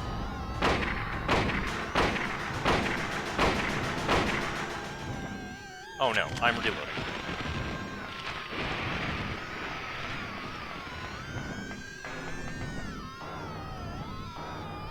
Okay, please aim at him.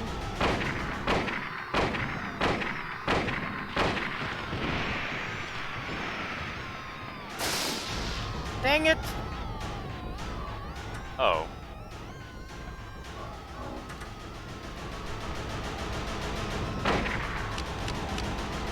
Oh no, am I out of bullets? I'm out of, I'm out of rifle bullets. Alright. Alright. I still have some shotgun bullets, so we're not in horrible shit. Oh, God!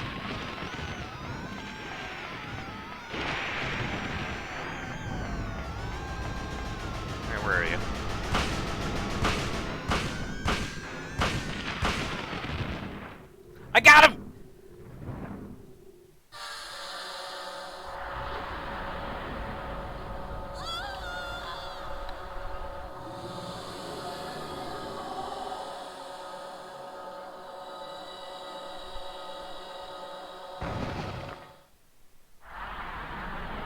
Daddy.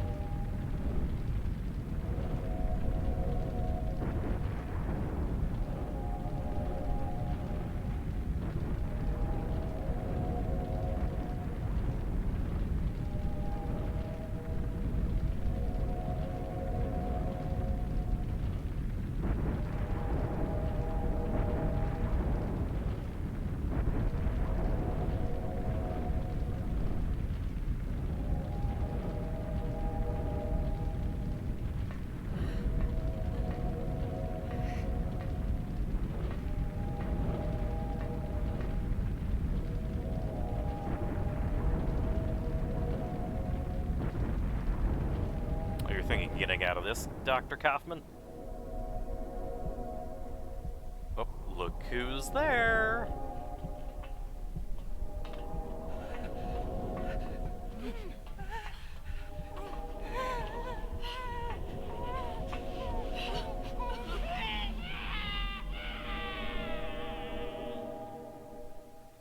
Yep.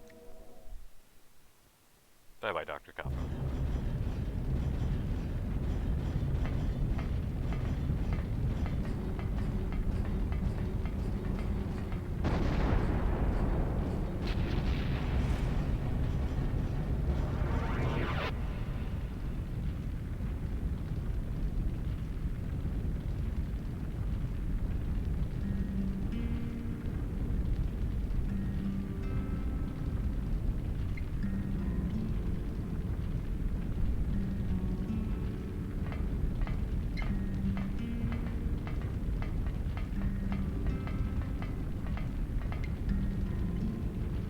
Yep.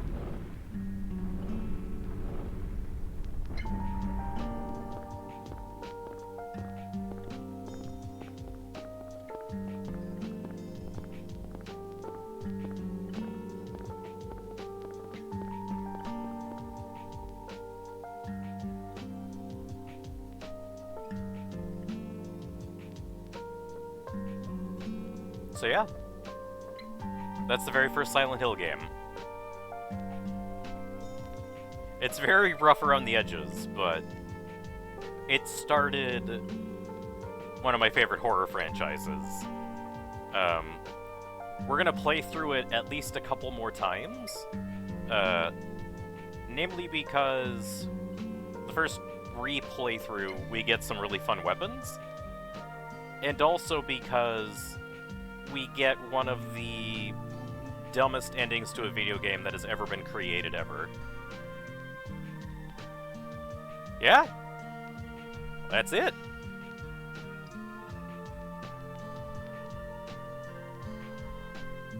The reason why I'm letting the credits play is because there's an end credits scene.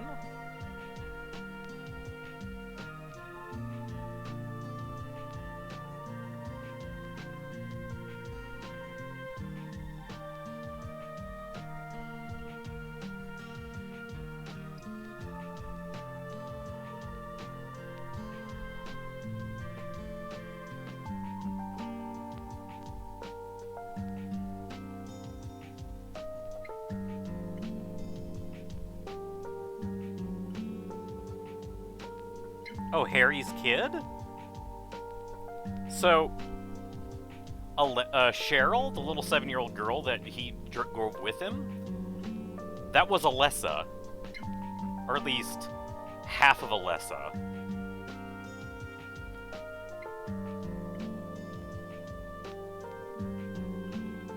So Cheryl got turned back into her original self, the little Alessa,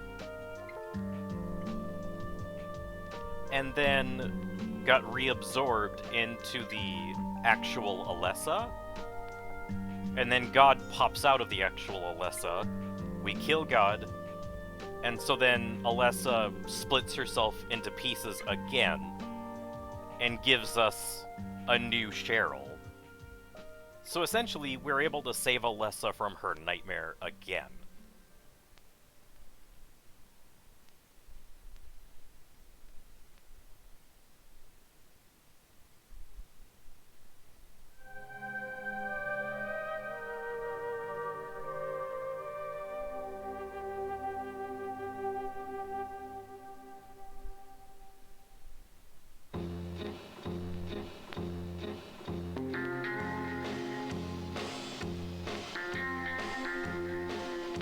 I completely forgot about this.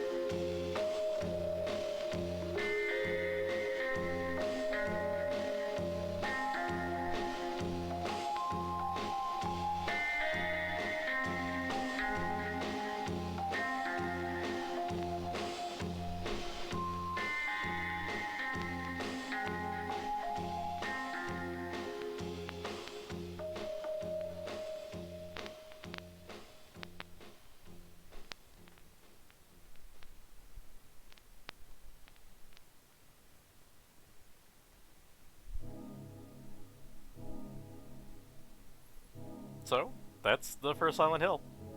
Let's see, mode normal, game clear 1. Ending good plus. That was the best ending that you could get in the game. The reason why is because we saved Sybil's life by throwing the red liquid onto her. So when we found a plastic bottle and we picked it up, that was great. We needed that.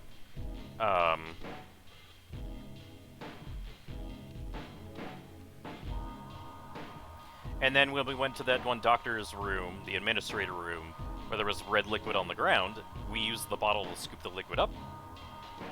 That,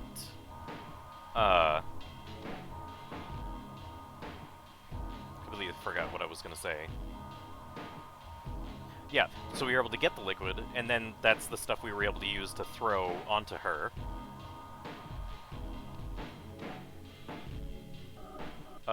We also did the Kaufman side quest, so that we could open up the gas tank for the motorcycle, and it had that red vial in it, which he then throws at the god at the end of the game. That makes it so that you fight the god instead of Alessa herself.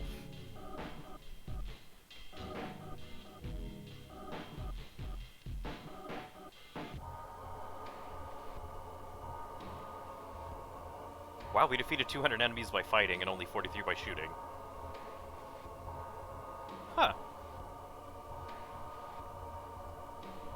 But yeah, so we got the best ending in the game. And that cinematic that we got at the end, where it's the cop, you, and the baby, that's the reward you get for the best ending in the game. So... yeah. Wow, we walked 16 kilometers and we ran 10 kilometers. Okay, I don't feel so bad. The items that we got 183 out of 204. So that's pretty good. I don't feel bad about that. And if you look at all the things in the background, those are New Game Plus items that we get to have! So, we get to get a chainsaw, we get to get a rock drill, the gas canister is to power one of them. So we have to choose which one we want. And then that little medallion, that's something that we need to use to get the super secret ending. And so that's at least one reason why we need to play this game again. So, yes, I would like to save.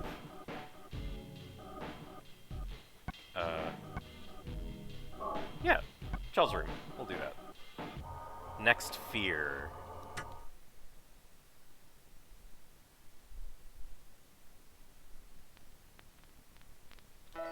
Yeah. So now we're set up to play the game again, but with, like, really fun items that I'm super excited about. Yep, and if you look, with a New Game Plus, it's not Harry's wife that you see picking up a baby with you. You see Sybil.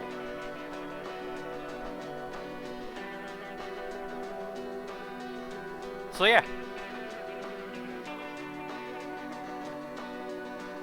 Silent Hill 1.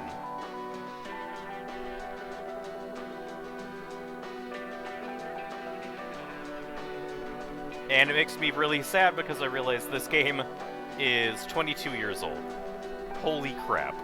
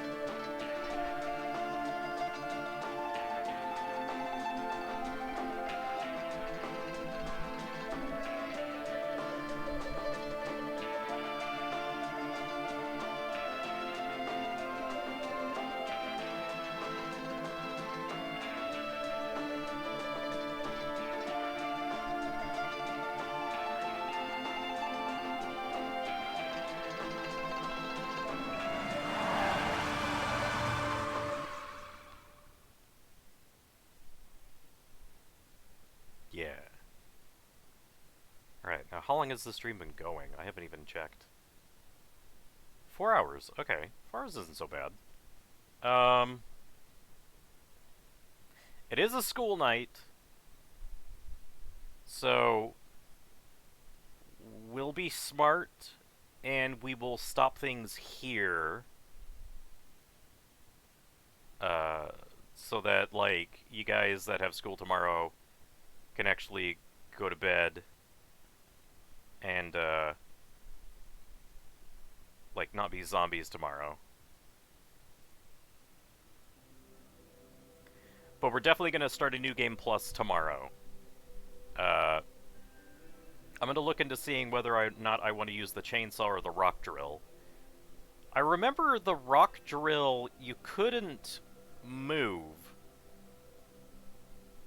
when you have it on, and it's actually in damage mode.